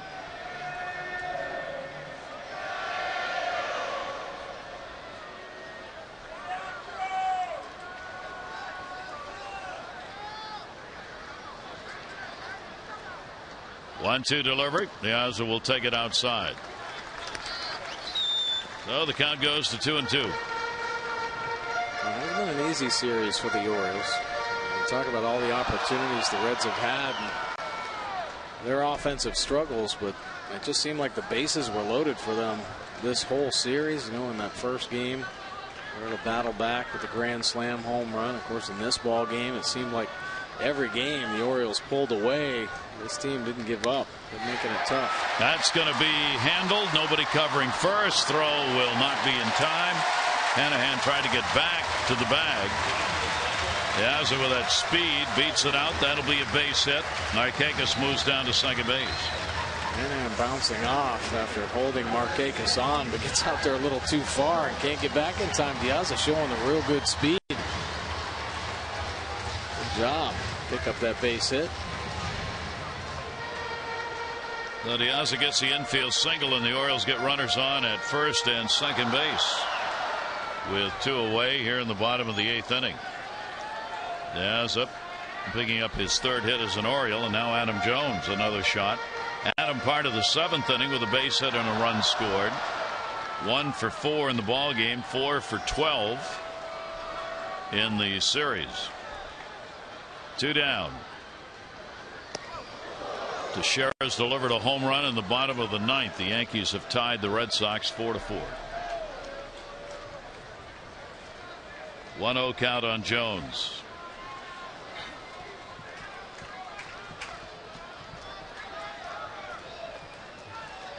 Orioles up by 2, trying to increase that lead. The hit by Hardy came with 2 down in the 7th inning with the bases loaded. Now Jones trying to get one with 2 down and 2 on. 1-0 pitch to him. Adam will swing and foul that one off. He has a real good slider, running that fastball, first fastball in off the plate to get Jones backed up a little bit. 91-mile-an-hour slider down and away. See the pitch track, first fastball riding hard up and in. And that second slider working itself well off the plate.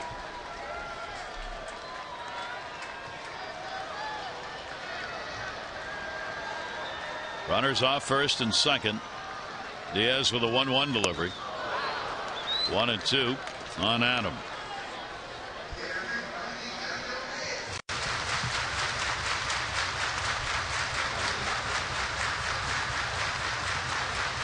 Parra right now losing side pitcher wise. Worked a 1/3 of an inning, charged with the go ahead run that ended up coming on 1 hit. LaCour charged with a run on 2 hits. Leake, the starter, 7 runs, 7 hits in 4 innings.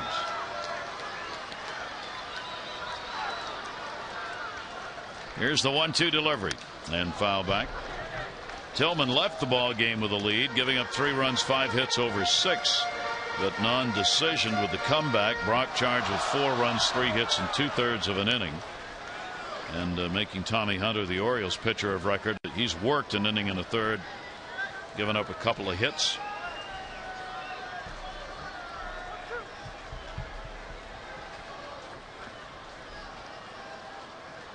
One and two. Markakis off second, Diaz off first.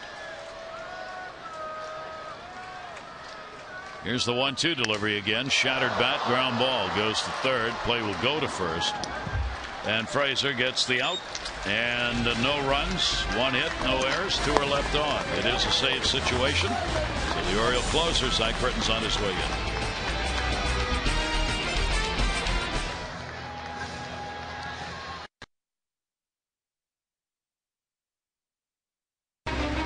Orioles baseball on Masson is brought to you by Southwest Airlines. Find Southwest Airlines fares online only at southwest.com. And by Navy Federal Credit Union. 4 million members, 4 million stories. Navy Federal Credit Union. With Mike Bordick, I'm Gary Thorne. Beautiful night for baseball so far for the Orioles. Beautiful night for a win, 9-7. They bring the man on to finish it up. Zach Britton has been on fire. 17 consecutive saves. Got 32 saves on the season.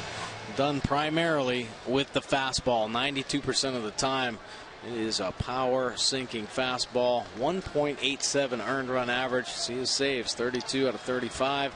57 punch outs, just the 18 walks. And take a look at the opponent batting average, just 176 overall. Lefties 157, the righties not much better, just 188. Zach has converted 17 consecutive save opportunities. Ramon Santiago will lead it off, 9th inning. Takes the pitch for a ball. Santiago has singled and walked in the game. Scored a run, robbed of a possible hit by Markakis in the 5th inning. Frazier, Mesoraco, middle of that order, due up again. And a check swing. Did that go off the bat? No. It's a ball. 2-0 count. Pretty close to swinging, though. He was really gearing up. That ball just spiked, and he almost offered at it. Take a look. Yeah, pretty close. He held up, though. Headley's picked up a home run for the Yankees. They win it. Walk off 4-3. Going in, they get 2 and beat the Red Sox. And the pitch will be taken up high. 3-0 count.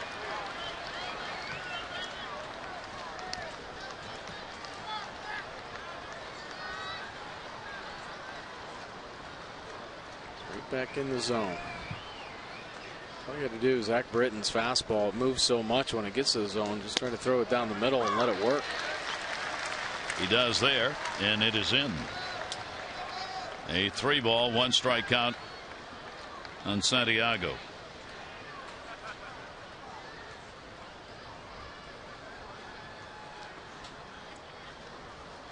Three-one pitch on the way, and that's there. So Britton comes back on him. And a 3-ball, 2-strike count. That all-important leadoff batter in the 9th inning of a ball game where you trail by just 2. Had a combined 16 runs on 22 hits in this game. As the Orioles try and nail this sweep. Here's Britton's 3-2 delivery to him. Santiago down to third. What a stop. Flaherty up and got him.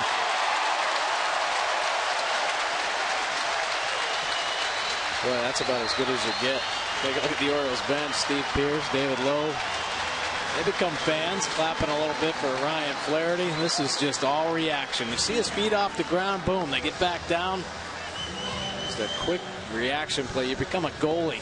That's a great picture of his pre-pitch. Really, the only way he can make that play is if his feet stay active. Zach Britton loving that defensive jump. Big play. Keep that leadoff man off base. Frazier 0 for 3, bases loaded, walk and RBI. 1 down in the 9th. Frazier will take the pitch on the inside corner for a strike. Well, when you look back on this game, for all the runs and the big lead the Orioles had, again, the defensive plays have been so important. 2 fine plays made in right field by Nick Markakis in the ball game. Swinging bunt, Hundley got him. 2 down, 9th inning. Yeah, that's a nice play right there by Hundley. He actually had to go a long way to get this ball. He had a lot, though, off the bat from Zach Britton. A lot of top balls. Hundley prepared, making a nice play. So bases clear in the 9th, and the Orioles are 1 out away from their 82nd win of the season.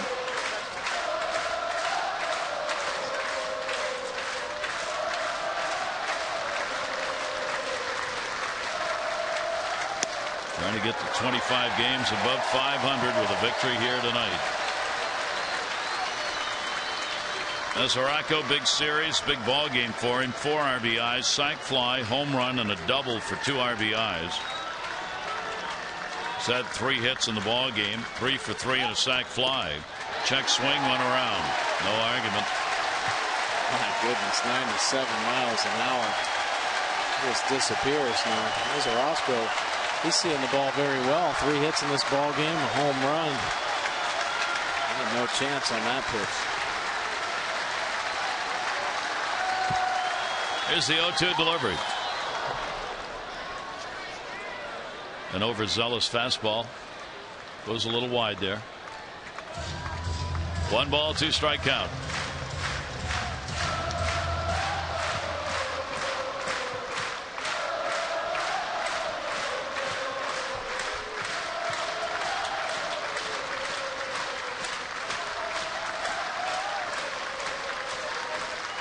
Zoracco waiting on it. Here's the 1-2 delivery to him. Ball bunked into right field for a base hit. Reds credit them. Not going to give up any at bats. What a big night. That's a 4-hit ball game that Zoracco has. He gets on, brings a potential tying run to the plate here in the 9th inning. Heise is going to come on to pinch hit for Lutz. Get the right-hander up to the plate. So Heise, who made a start in this game, went 0 for 4 in the series, rather 0 for 4 in game 1. Heise on as the pinch hitter with a runner on. Zoracco at first, tying a career high with the 4 hits that he's had in this ball game. Davis will play off the bag. They want that out at the Orioles want that out at the plate to end this ball game. 1-0 on Heise. Runner goes. Heise swings. Stop. Hardy up, and that's the ball game. Hardy got the go-ahead winners at the plate, and he gets the final out in the field as the Orioles sweep this series, and for the 6th time this year are able to sweep an opponent and come away with a 9-7 win. Orioles making some great plays in this ball game. J.J. Hardy every night. Here a bullet. Nice backhand play and the strong throw to end the ball game. 2 good defensive plays made in that 9th inning on that side of the infield. Flaherty and Hardy. 9-12-1 for the Orioles. 7-11-0 for the Reds. Orioles have the sweep in their 82nd win.